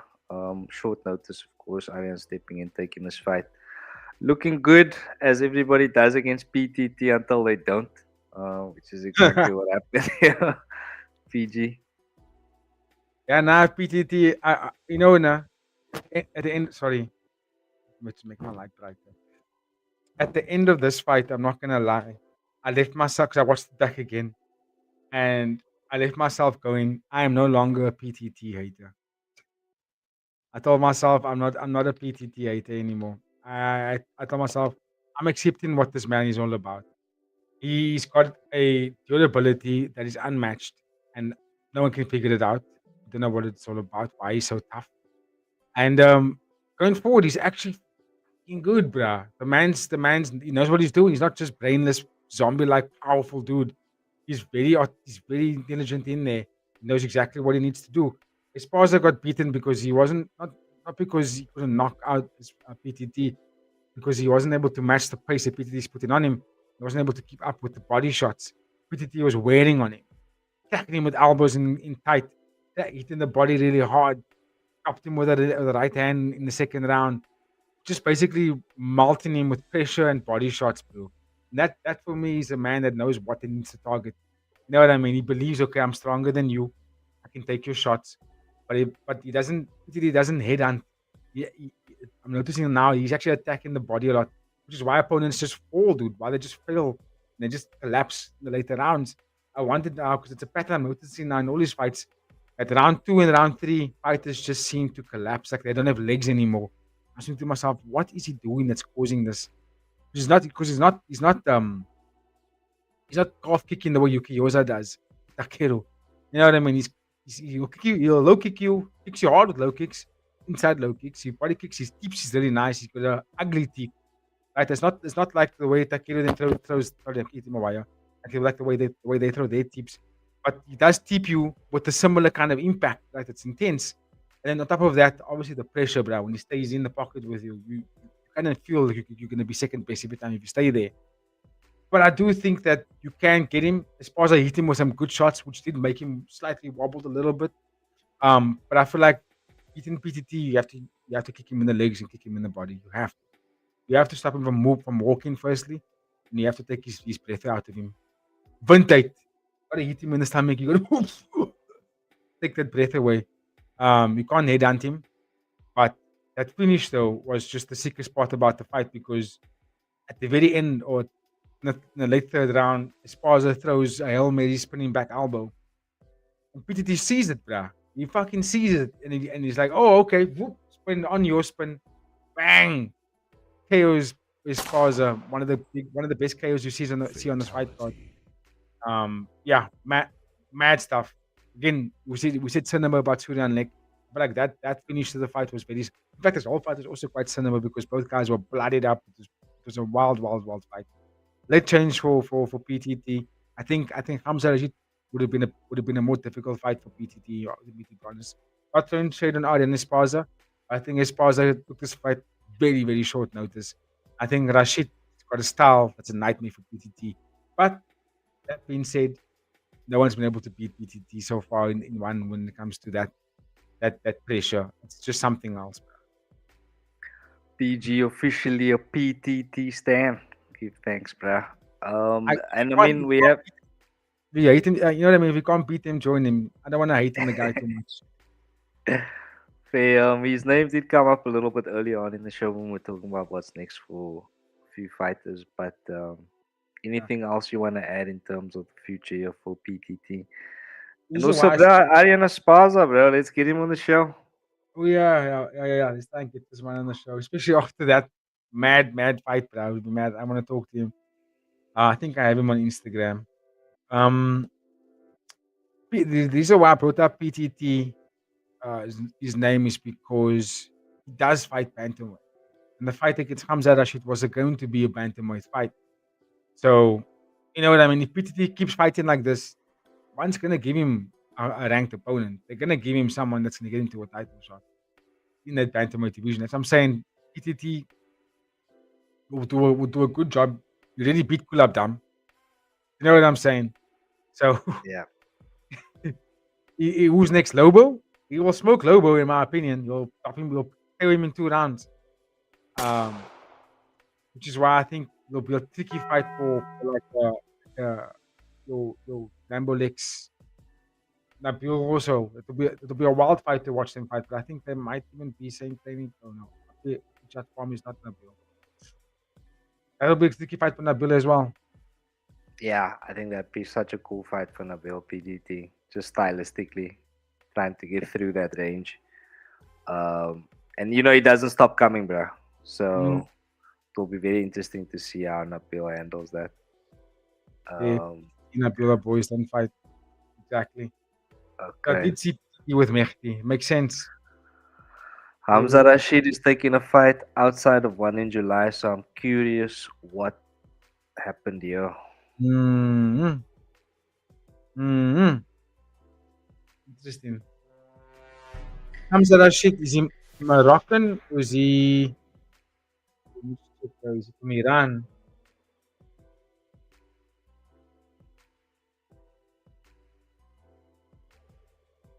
Yeah, PTT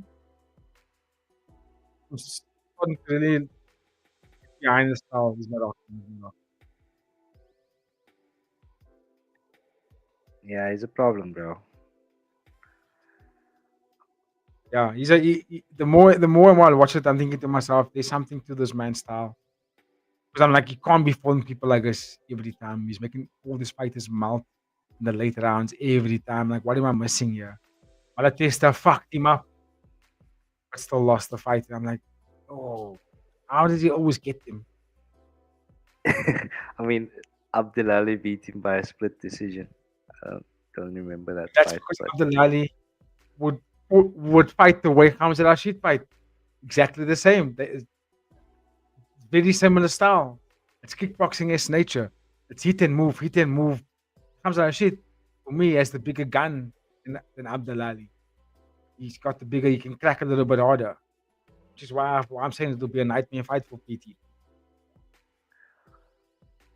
give thanks, PG. Give thanks. Any final words here before we move?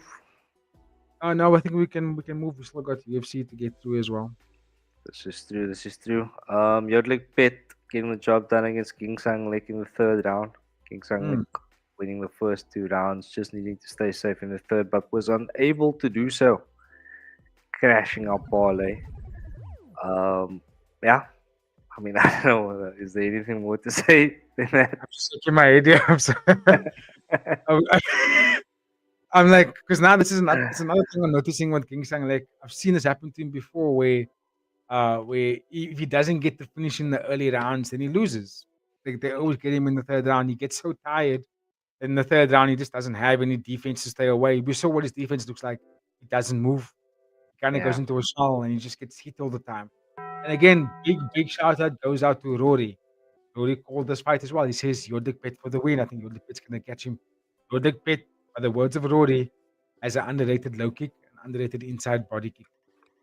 And that's what he used in this fight to fuck him up with. Body kick, inside low kick, left liver shot. That's how he got Kingsley out of there. In fact, I know it was a right hand that finished the fight, but the lead up to that right hand was the body work from Yodlik Pet. He really had Kingsley on skates. Defensive work from Kingsley was bad. I didn't like it. And just when I want to get behind King Sang Lek, he does that again. It reminded me why I was hesitant to get behind him before. When I thought, okay, he's gonna grow, he looks bigger, he looks better, he's stronger, he looks more devastating, he's punishing shots. And he was beating Loaded Pick in that first round, and yeah, just didn't defend well to the body shots, and I think that's what folded him as the fight went on. So well done to Yodlik Pet, dude. Another flyweight that is something to watch out for. I think he's still the height is still something that he might have an issue with, like for example, like a Deco, but he's powerful, dude. Yodlik Pet is powerful, and I think he's one of those fighters that a right set of run of wins could get him into a high contact situation, but because he lost the losses to like Pet, for example, it's going to be a long time before he gets there. But he's always going to be one of those dangerous fighters to watch out. Give thanks, brother Gaia. To the opening bout we go, where Hikaru Furumura got the job done against Adam Mesaoudi by split decision. PG. Fun fight. Also, top level fight again. Masaoudi, WBC flyweight, Muay Thai champion. And then Hikaru Furumura, like the SPV said, which is like that he said that when we were doing our preview, when we were doing our Betty Man segment, he said Hikaru, he's going to put Hikaru on one of his picks as well. And before we said that, I was thinking to myself, I'm inclined to go Hikaru here because I like Adam. He's good. Even though he lost this fight, I think he's fucking good. But I just felt that the style is not something that's going to favor him in this fight. He needed to be more high volume. Hikaru is too much of a fighter that relies on footwork and movement and high volume, and he makes the fight a little bit of a like it's a brawl, but it's a controlled chaos kind of brawl. Adam doesn't like that. Adam doesn't do well at that. Adam is I'm gonna pick you apart methodically, and then when we get to third round, you're not gonna have a front leg anymore because I chewed it up. You know what I mean? That's what the kind of fighter he's at. But Hikaru don't give you those opportunities. So I felt like he was gonna lose this fight. You know what I mean? And yeah, Hikaru did exactly that, bro. It was competitive.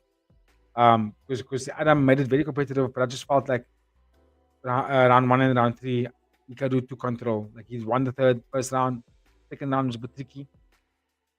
Adam's low kicks was really good, but in the third round, Hikaru was just the movement was a lot, and he had more volume going for him, and he landed a bit more shots. And won the fight for me. Comment from DSPV says Adam really gave the fight away in the third. He has Hikaru tired, and Adam let off the gas. Yeah, I don't know what it was. Like the volume wasn't there. He just didn't have it. You know, and Hikaru. I think what Hikaru did really well in the third round was that he kept sticking and moving. He kept landing something and then got out of the way and moved and moved and moved. He never stayed in the pocket. Even though he did look tired, he didn't stay in the pocket long enough to let Adam do his work. You know, and yeah, I agree. He did let the round get away from him. He didn't get on the gas. He's like, okay, I only have this third round, and you run around like this. I'm gonna run after you. He didn't shoot and lick him. You know what I mean? He was a bit too hesitant. Keep thanks, BG. And that was, of course, One Friday Fights 147 10-pole event that came and it went PG. We don't seem to do post-fight scores for cards anymore, but how about a post-fight score for this one, bro? Oh, nah, banger card, bro. You're nuts. I don't even know where to start. I think there weren't many boring fights. Maybe the Noomsurin fight, maybe, but that's also wasn't boring for me. I'm gonna give it a 9, bro. I think the biggest downer for me was Iman Ghazaliev missing weight. Yeah. Outside of that, I think every fight was just fun. Just fun. Personified. Yeah, agreed. I think Van's fair score there. A card I won't give a 9 for, unfortunately, was UFC London.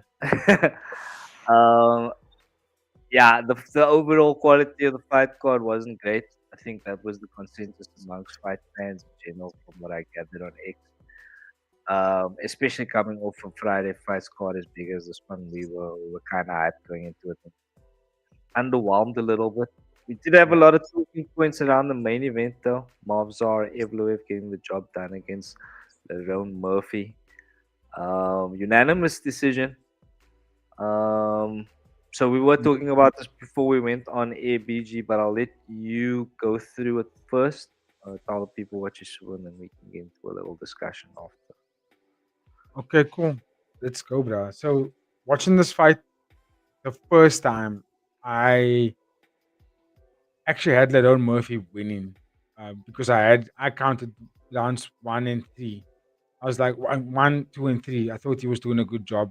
The third round, I'll come into, but I felt in the first round was like one of those rounds that was so I'd say uneventful, but low activity that it could go like, okay, whoever did the bigger shot here kind of grabs it, right? That's kind of how you felt about it. Mavs had a lot of pressure, a very mean body kick in that fight in that first round, but it wasn't high volume. And Lerone Murphy was on a lot of backed up, but he was timing on a good straight every single time from either side. Whenever he switched to southpaw, he would throw a nice body kick. Whenever he was on the orthodox, he threw a nice low kick. Low kicks, part of me was his biggest shots of that round, but he was throwing it consistently. And also a good he tagged Mavzar with nice like check right straights whenever Mavzar came over too close.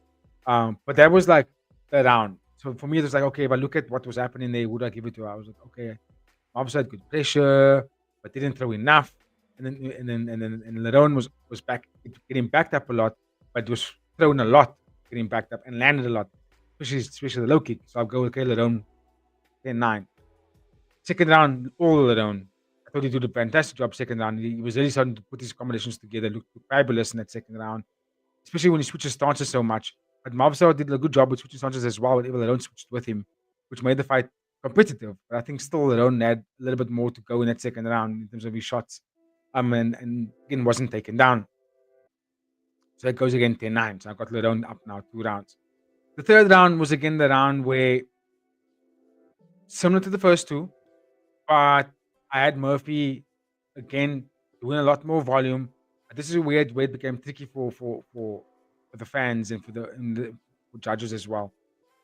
Lerone was doing a lot in that third round in terms of the movement. He was not only was he attacking going forward, backwards, but attacking going forward as well.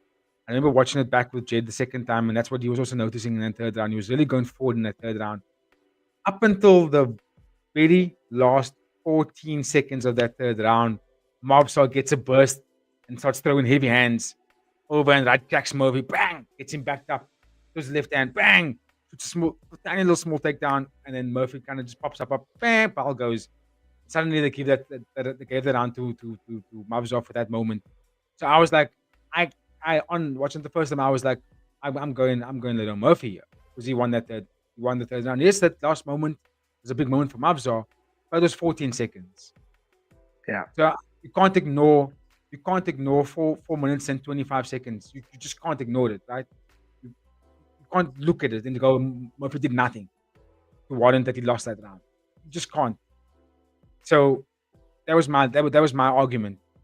Fourth round was the round that was 9-9 because of the multiple cup shots, right? So you got back to the point.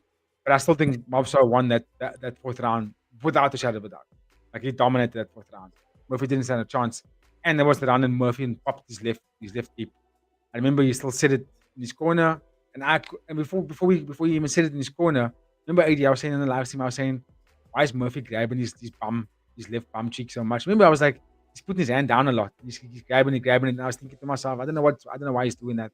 Only to find out that he had a fucked up hip.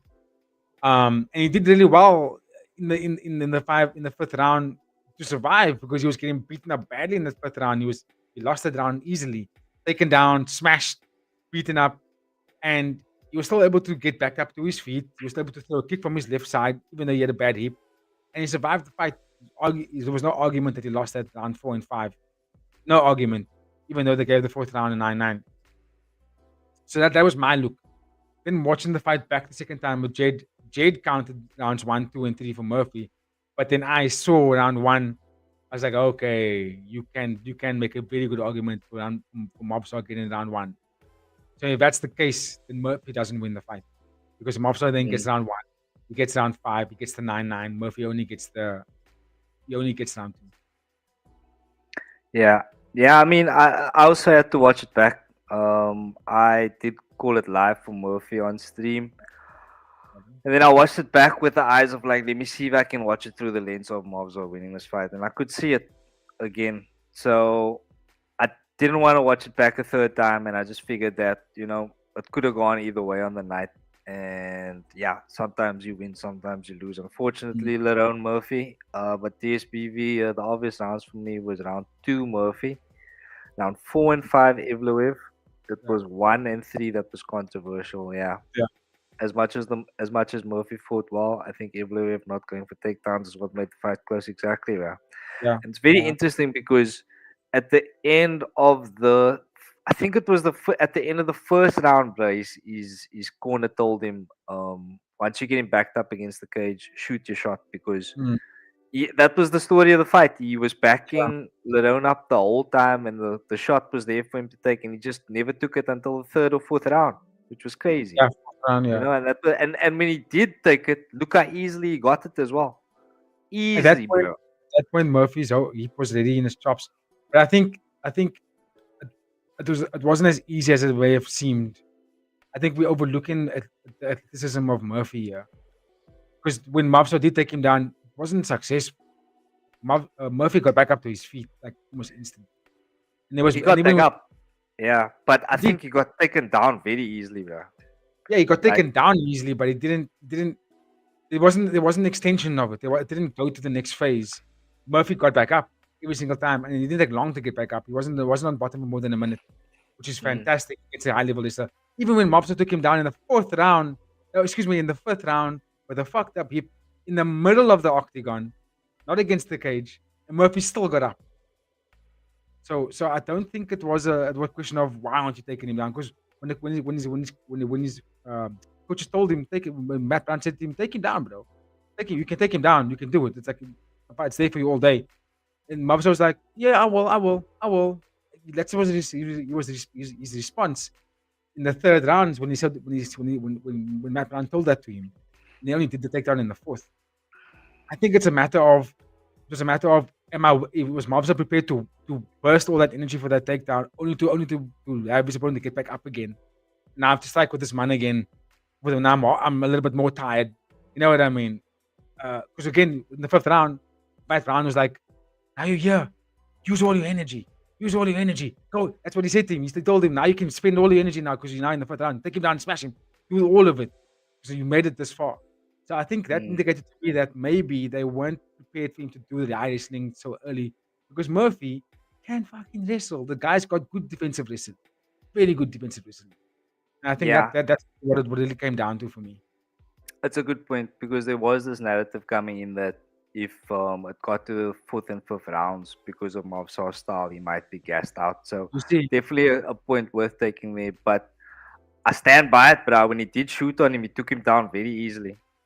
But yeah, no, I'm not denying again, Lerone did. But that's just kind of what we're coming back to here. It's kind of like you could either risk it and try and get those first few rounds, and then who knows round 4 and 5, or the other option was like you said he conserved his energy, and he made sure that he won round 4 and 5.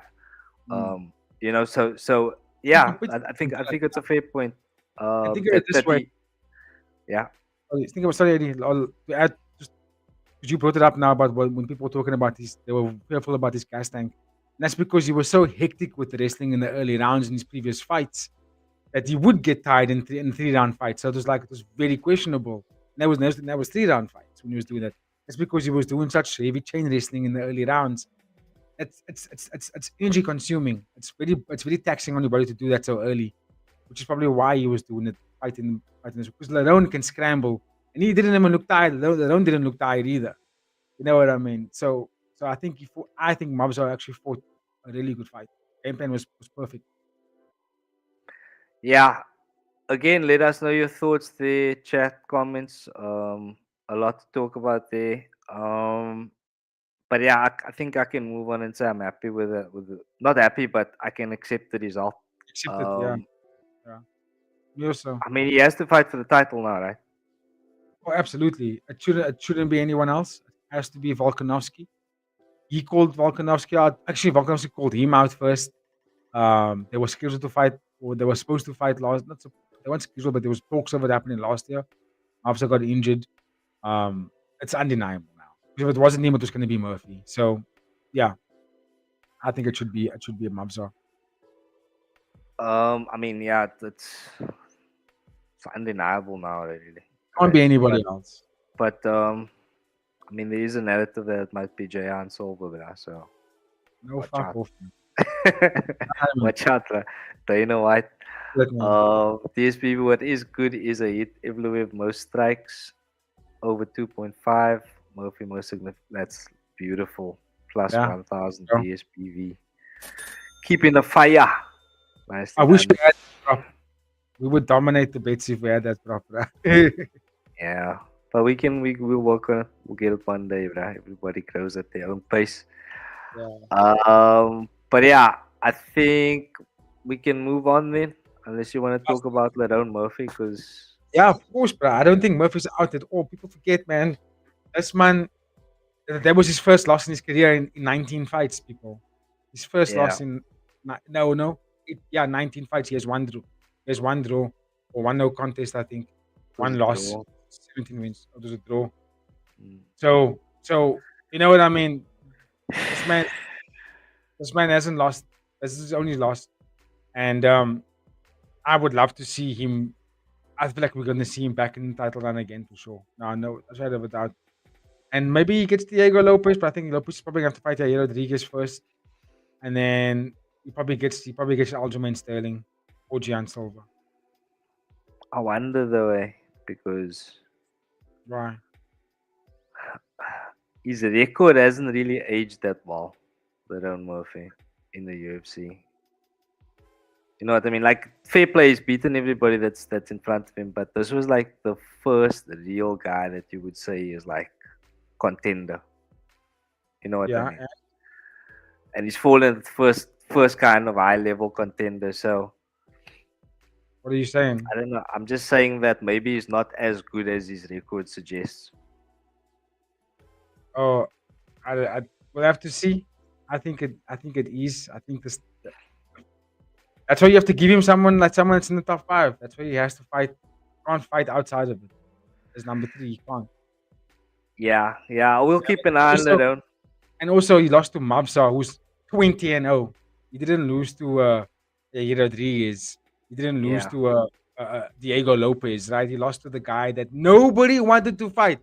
Nobody called him out. Like everybody has been avoiding Mabsa Iloy. Yeah. No, Yeah. fair play, fair point. It's just that if you look at his record, it's like who can you really throw your cap on here and say that was like a contender?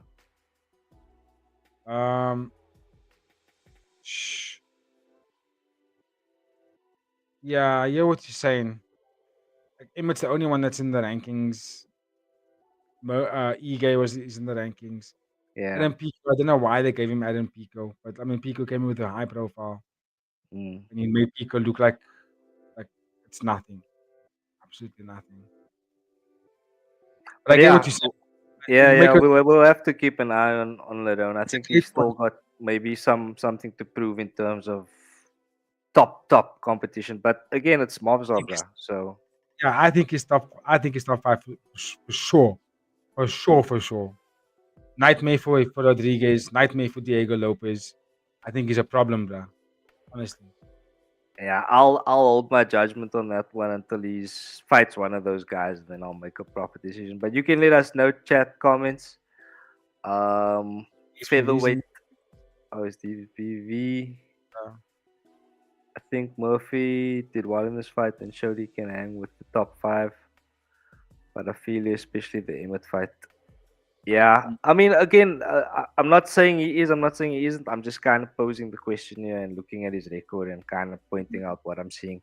But again, we'll keep an eye on Lerone. I'm not trying to throw shade on the man, but yeah, just felt that was a point worth mentioning. But yeah, we can then move. I do have to pee, bro, so I'm gonna just bring this fight on here. Luke Riley getting the job done against Michael Ashwell Jr. here. Over 3 rounds, unanimous decision. He was, of course, cornered by Paddy the Baddy, looking thick, by the way. So yeah, what can you tell us about this one? Were you impressed with Luke Riley here, bro? I'm just gonna go to the toilet, so I'll let you know when I'm back. Yeah, no worries. I was actually quite impressed with both fighters. I thought they put on a banger, put on a good performance. I don't understand why a lot of the fans are thinking this fight card was boring. I think maybe you can say the MVP fight was a bit boring, but that's only what happens when you have teammates fight each other. They put on boring fights. But like by far and large, what's the guy's name that always says that? I feel like the fight card was actually pretty good. We watched it from the beginning and they were really fun fights. And in this one, I thought this fight was a barn burner. I'm not gonna lie. I thought these guys were going on trying to knock each other out. They both are looking for a finish. I thought Michael Aswell did a very good first round. I thought the boxing was sharp. He was quicker than Luke Riley. I thought he had pace on him. He targeted him with 1-2s the whole time. He just was sharp and quicker in that earlier round. But then the fight progressed, and I thought Luke Riley had the stamina and had the pressure, and I thought he started having these shots with counting more. He had a nice over and right over and right good left hook that he tagged Michael with a lot of the times. There's moments when Michael was getting rocked by it and he was wearing down. And as the rounds were going on, you could really see that Michael didn't really have the gas tank anymore. And Luke was just getting strong as the fight was going on.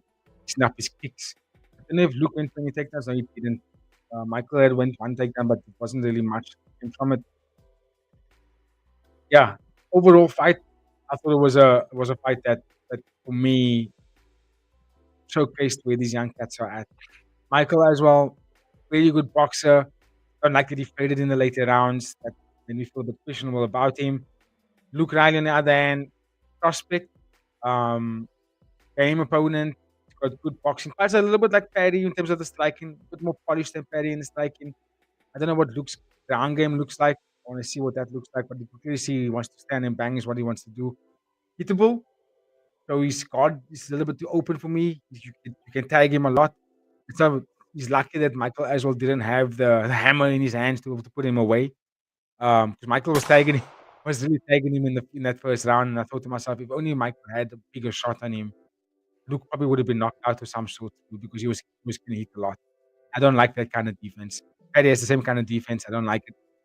They need to somehow use head movement more. If you're going to keep your hands out here with an open guard, open boxing guard, at least let the head move, let that shoulders rock, let the head move. You're going to keep your hands out here. At least let your head and hips move you. Don't stand like a fridge in a tank, and then you throw your big shots, and then because you're stronger, bigger, and more athletic, you're going to have a bit more powerful shot on your opponent. But like if if Michael Aswell, if Michael Aswell had a decent calf kick on him, if he had a decent cheap kick to the body on him, to the sternum, then and a heavier right-handed shot, we set down the shot a little bit better, or harder left hook, Luke probably would have lost this fight. But Michael just boxed. He didn't throw any of the lower level kicks.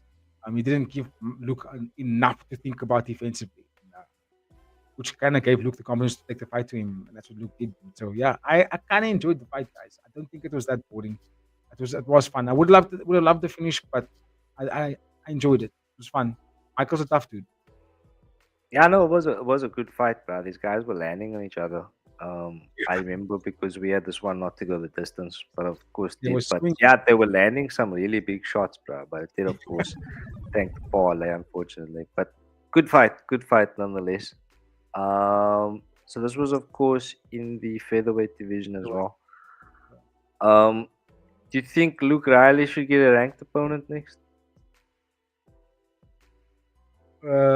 No. Mm, not yet. Not yet. He's probably gonna fight another UK fight card, or he might get an Apex fight next. Not sure who, but when I look at that, is Dan Ige out of the rankings? You could get Dan Ige next. Yo, did Danny go fall out of the rankings? That's tragic. Yeah.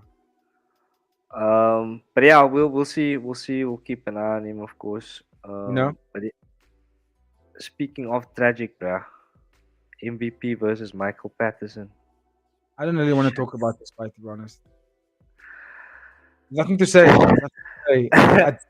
I don't have anything commenting nice about teammates fight each other. I just don't have anything decent to say about it. I mean, this might have honestly been the worst fight I've ever seen, bro.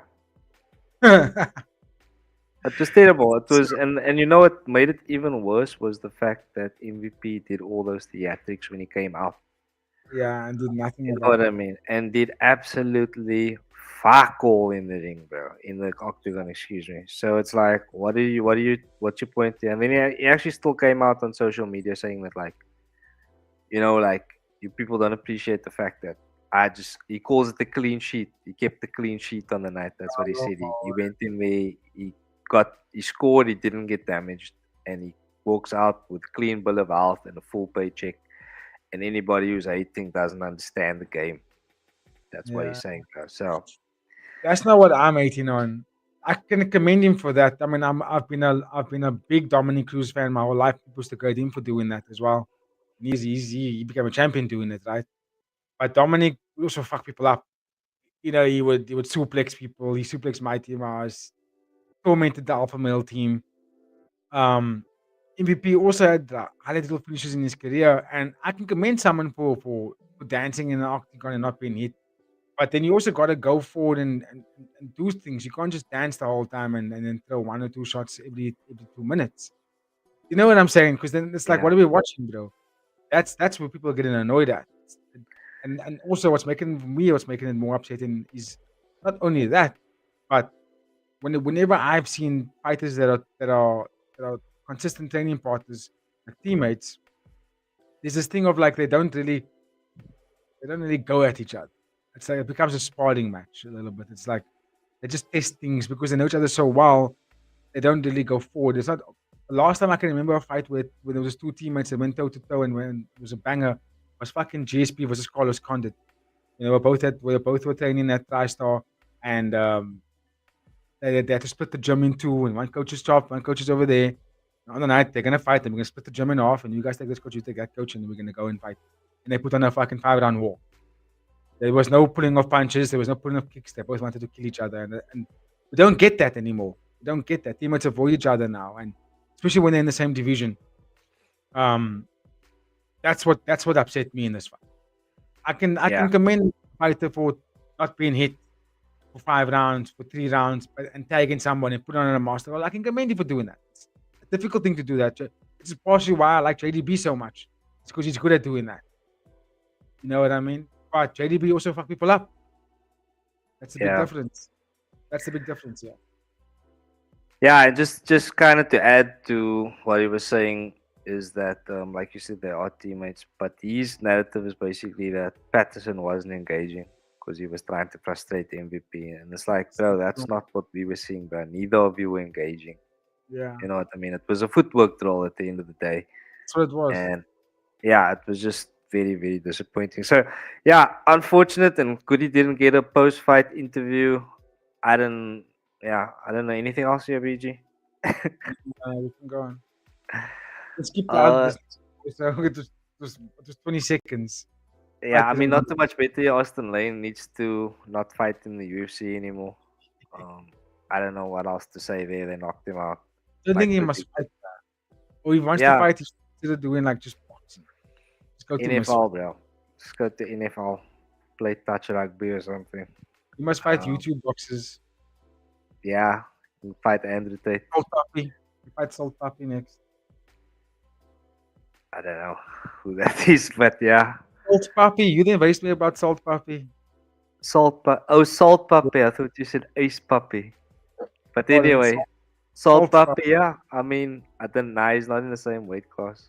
He must focus on Tony Ferguson.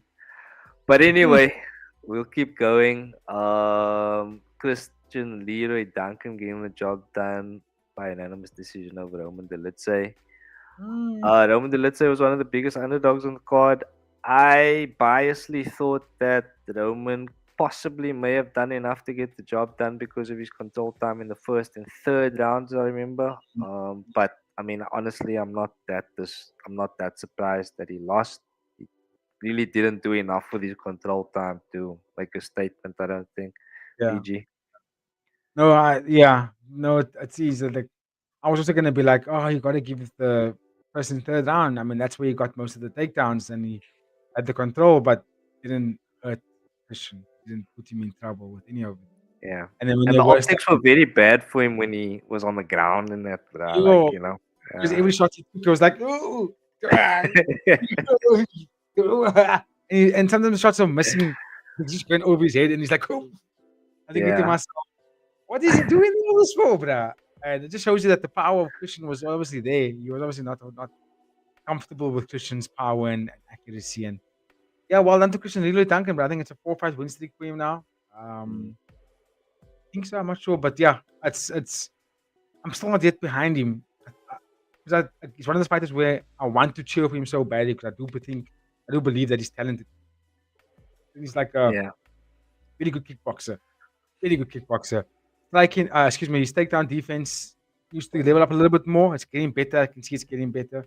But he desperately needs that to be a higher level when he gets to the top level. Because now he beat the number 11 guy, right? So now, which means he's basically now knocking on number 10's door, top 10 of the middleweight division. So that for me tells me that he needs to level up that wrestling. If that means he needs to insert sometimes his own single leg. That's all you need is a single leg or a double leg. You don't need to be a master at jiu-jitsu. Sometimes some of the best strikers, I remember back in the day, there was best great strikers. They would win fights. They're not able to knock their opponent out when they're going into the fifth round war, and now in the fifth round, they shoot the takedown. They're like, oh my God, on the way to shot a takedown. Just you don't have to be a best wrestler or good jiu-jitsu guy. But in a fight that's close and you're not getting the KO, but the striker is a little bit close and he can maybe beat you. Now you should double leg. Suddenly the fight's in your advantage now. You got the upper hand. You know what I mean? I think Leroy doesn't. He's holding his career around best takedown defense will result in me getting to stand up and I can knock you out, right? But that style has gotten fighters so far. Sometimes champions, most times no champions.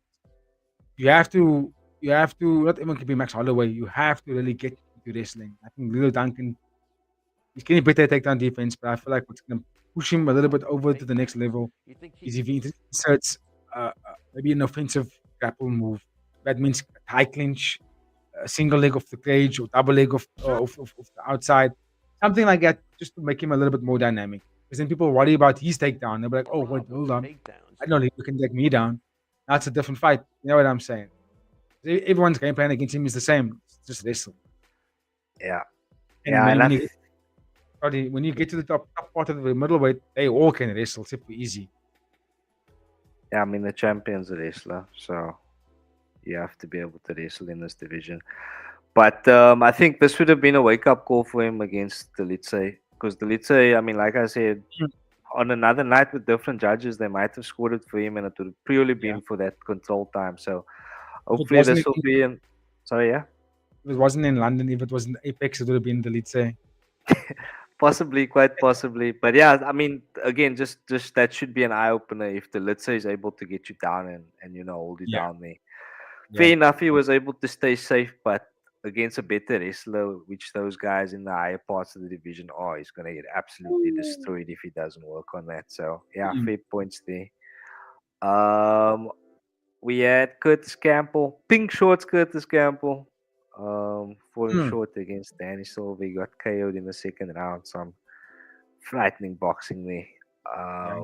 And yeah, I mean, Curtis Campbell, there was a lot of talk points about him.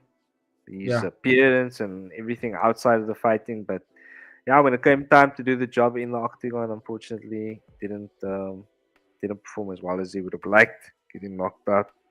What can you tell us here, bro?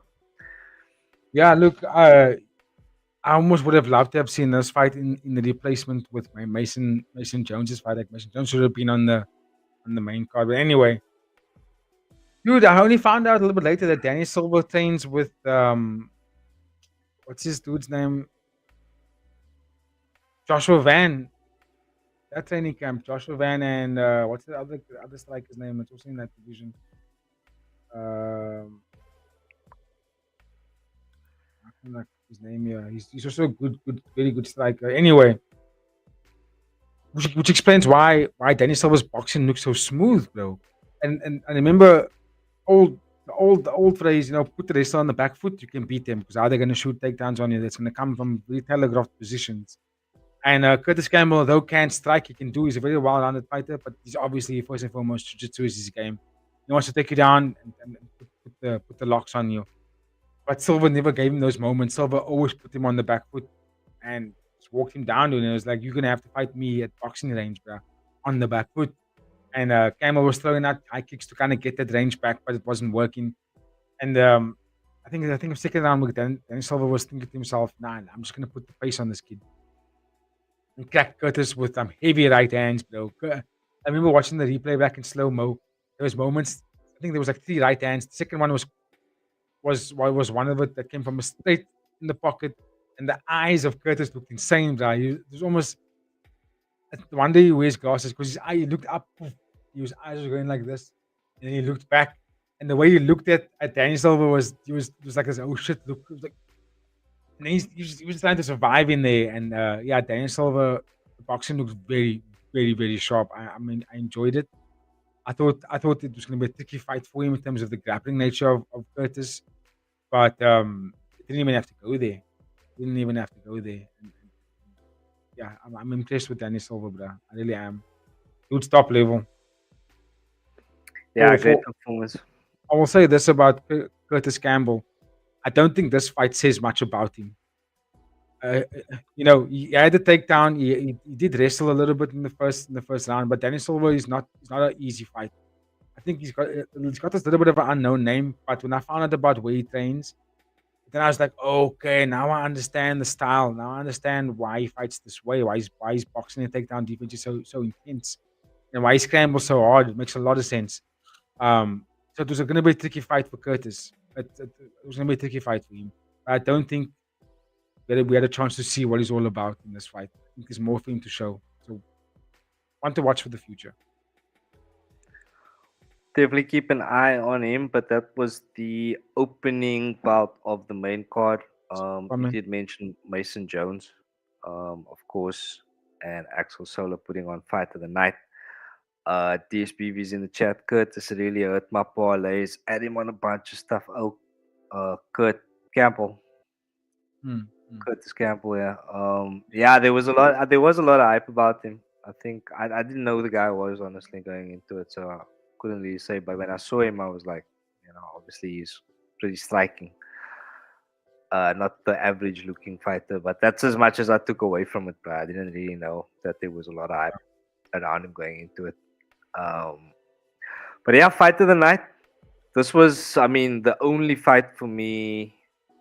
Not the only fight, but one of the few fights that was really that really got me excited was Mason Jones and Axel Sola.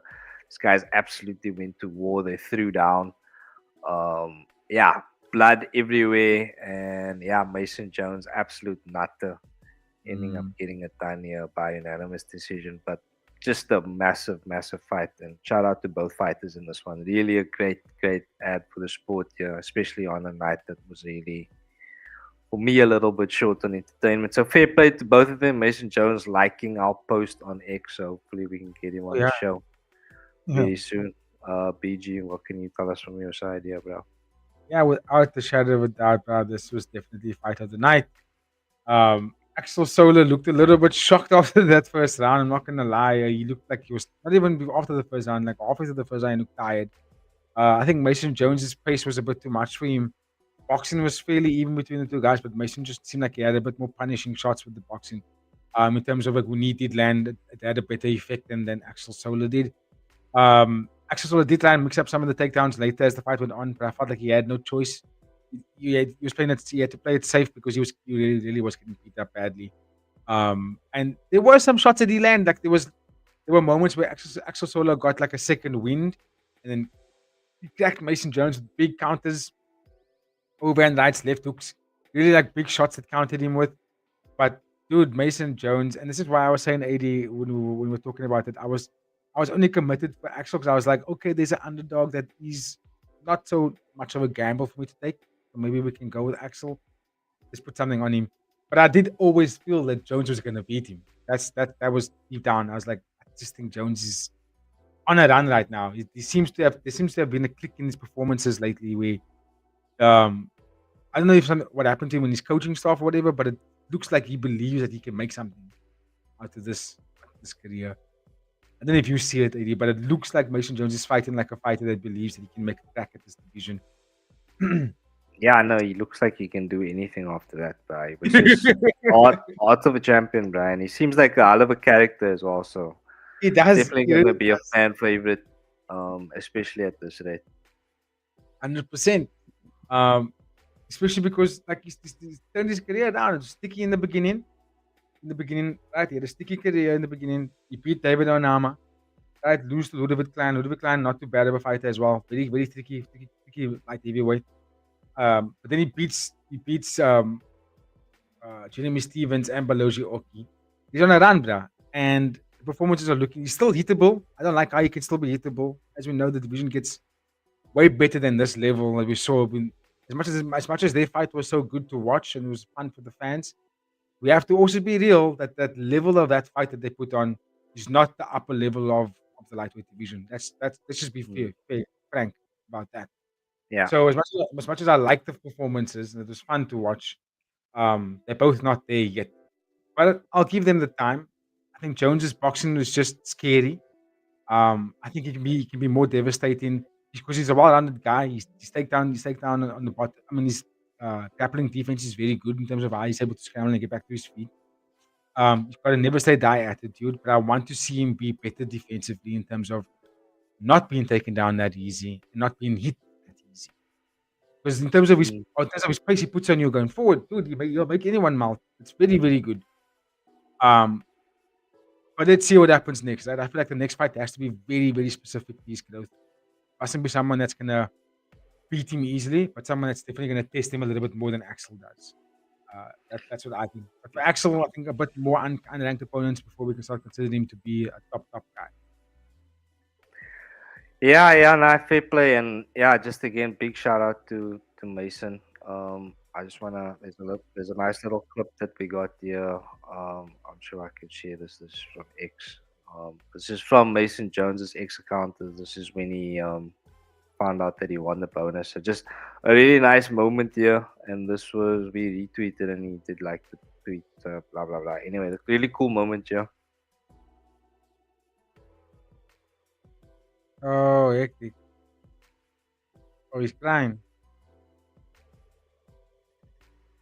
Shame. What a fella. What a cool dude. Yeah, no, he can become one of those dudes that like a Bradley Pickett of lightweight division. You know, someone that will always put on crazy fights for the fans, but just never really get the UFC unified title. Oh no, but I think he did get it. But yeah, it's just in this current lightweight division right now. I don't know if Mason Jones cracks the top 10. Don't know. I mean, yeah, it's difficult. It's a very tough division, but yeah, time will tell, bro. You never know. He might still. I mean, I want him to because he's such a cool guy, bro. I really want to see him do well. So we'll keep an eye on him. But yeah, it's a fucking division of killers, bro. So best of luck to Mason. And it's like Rasiam, tough fight. Manuel Loco Torres, are you mad? Crazy fight to take on these dangerous, super dangerous. I think Chandler. I don't really have much to say about Chandler. Benny Dariush, I think he can beat Benny, but still tricky fight. Moicano, tricky fight again. It's like a lot of guys. It's difficult, bro. The division is difficult. Yeah, it's division of killers. Maybe it beats Moicano, but if he gets taken down, it's game over. Yeah. No, I think he's definitely going to be one of those fan favorites, one for the fans, but I don't know about a contender. But again, I'm backing him all the way to be the champion of this fucking division, bro. Let's go, Mason Jones. UFC bonuses now 100k so well deserved, bro. I don't know if we're gonna see a better fight than that this year, the next 6 months. I don't know, bro. It was a hell of a fight. And, in the UFC, you mean? Yeah, in the UFC. Let me preface that by saying in the UFC, yeah. But yeah, just once again, big shout out to Mason, bro. Great performance, and again, the card was a bit short on fire, so that was really, really welcome. So big shout out to him. Lerone Murph, bro, he came in with quite a bit of hype, Octagon champion. But he just came against some really, really solid fundamentals, brother. Took him to the fundamentals, bro. Took him back to the gym. Taught him some fundamentals in boxing here, BG. I was really impressed with Nathaniel Wood's card, and just fantastic boxing fundamentals here against a very dynamic and kind of unpredictable striker in Keita. Yeah, what can you tell us here, bro? Exactly what you said there. I think the fundamentals is the key thing to use in this fight because Keita is explosive, he is dynamic, he does come with wild type of striking, he's got high pressure, but Hood was just cleaner, sharper. Wood made a very good choice by taking out the lead leg from the first round. He removed it early. The first low kick he threw, Anane was like, Anane. Keita was like, what the fuck was that? You know what I mean? I think it lifted him a little bit, and then he never really was able to settle after that. He was trying to get it back, but he couldn't get it back. Like you mentioned, Wood's God he has this thing where he just stands like this, like Piotr Jan a little bit, but not exactly. Because Piotr Jan's a little bit more forward, like a seam. Muay Thai, yeah. He's more boxing. More Muay Thai, and he walks forward. When Nathaniel Wood, he's also got the high guard, but his high guard's where he kind of leans back a little, and he kind of like counters you. You know what I mean? Slightly different. So he fought this fight like the Almeida would. He timed Keita in every instance when Keita came forward. Footwork moved around. When Keita got aggressive, he just moved laterally and reset the geography. So he never really settled. He never really settled, meaning he never really gave Keita a target to land on. There was nothing for Keita to take. There was no scraps for him to grab onto. and then Hood, like I called, bro, which is why we had him on the picks. Because I was like, I think he's gonna beat this man. I know that Keita's coming in from Octagon. I saw the name, I get the vibe. He was supposed to fight against Pitbull once, wasn't he? And he didn't make weight for that fight, so they called the fight off. Um, so I get the vibe. I get the buzz around him, and he's very good. I just felt that Wood's fundamentals was gonna get him the job done here. Wood's a very safe fighter. He's well trained, executes the game plan well. Just unfortunate in some of the losses in his career in UFC. It never really got him to the dance. Because I felt that if he had won those fights, he would probably be the name people's talking about. And he was dancing between two divisions. But now that he's stuck in this division, I think he can make a good run. He fights a lot like he did in this fight, but finds that kill shot a little bit more because he does have the kill shot in him. But when he's going forward, this fight he had to be a little bit more of the defensive fighter, and he did it. He did it well. Executed the game plan perfectly. So I think going forward, Nathaniel will become more aggressive, but it all depends on his opponent how they line up against him. Big ups, but even for Keita, the big loss, but I think it's also a good addition to UFC. I'm excited for Keita in this division. Yeah, another one to keep an eye on. One I wish I didn't keep an eye on here was Mario Pinto and Felipe Franco. Felipe Franco taking the fight on short notice, but this was, arguing competition, Brian. The yawns very much appropriate here. Are we doing the whole anything you wanna say? I mean, you can just very quickly gloss over it, bro. Okay. Pinto helped us get our money over 1.5 rounds because of all the Let's go. extensive wrestling in this fight, which was shocking to see. I thought they were going to strike, but they didn't strike. They just wrestled most of the time. And you know what happens when heavyweights wrestle? It just means they're gonna roll and poly and poly the whole time. That's what's gonna happen, and then what's gonna get finished. So I would say, well done to Pinto for successfully out wrestling someone that didn't really do anything else to get there. Mantas Cantroti Vicious beat Antonio Tricoli. Antonio Tricoli, who is this man, bro? He's the biggest coach for me, honestly. Comes in there also with all the antiques and the this and the that and all these different points that you want to throw out there, and then basically we're walking, punching back for 15 minutes. And for Mantas to punch himself out and then have nothing left in the third round and gets taken down and then lays there, and I'm like, what on earth? Another, it shows you why they're still kind of low-key amateur-esque. But Mantas at least still has something to keep an eye on, right? He's talented, he's powerful, he's scary, he's a big middleweight. I think over time he will probably grow into something good. But at the moment, like, not something I'm excited to watch in the future. Louis Sutherland coming out to Tina Turner, losing to Branda Perisic. That's what everyone thought was going to happen. I was hoping Louis Sutherland would bring out something out of the bag, but it looked like he fought that fight a little bit scared. Took heavy body shots and heavy low kicks and kind of just walked into that KO. Brandao, scary heavyweight prospect, good striker, big, long, rangy striker. He's basically a good idea for heavyweights, dude. But I will say this: I do agree with what Joe Rogan and Dustin Poirier were talking about in the latest episode of Joe Rogan's podcast. Heavyweight should be and only be the division that's allows enhancements, because Let's go, bro. needs that. It desperately needs that. I'm trying to say, I'm hoping Powhatan fucks up his gun and goes for a title, because the division needs something to make it more explosive, because it's becoming a dying breed at the moment. Yeah. An endangered species.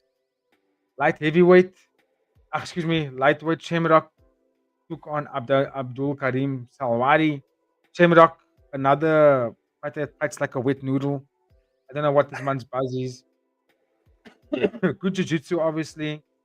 He had the pace going in later rounds. Like, I think he won that third round. But Abdul was super tired by that. And he really done all the work he needed to do by winning the first two rounds. Shamrock, those strikes so slow. You think the fight's in slow motion when it's playing in Jeez. normal fucking 25p. Not much I can say else from that fight other than they kind of like ruined our parlay a little bit. But anyway, good for Al Wabi to come back after basically almost 4 years out. Was it 2 years? 2 years. 2 years Yeah. out. Comes back and looks like a champ. I like it. Well done for that. Well done for that. And then yeah, big debut for Chanel Deo, bro. Coming out of England.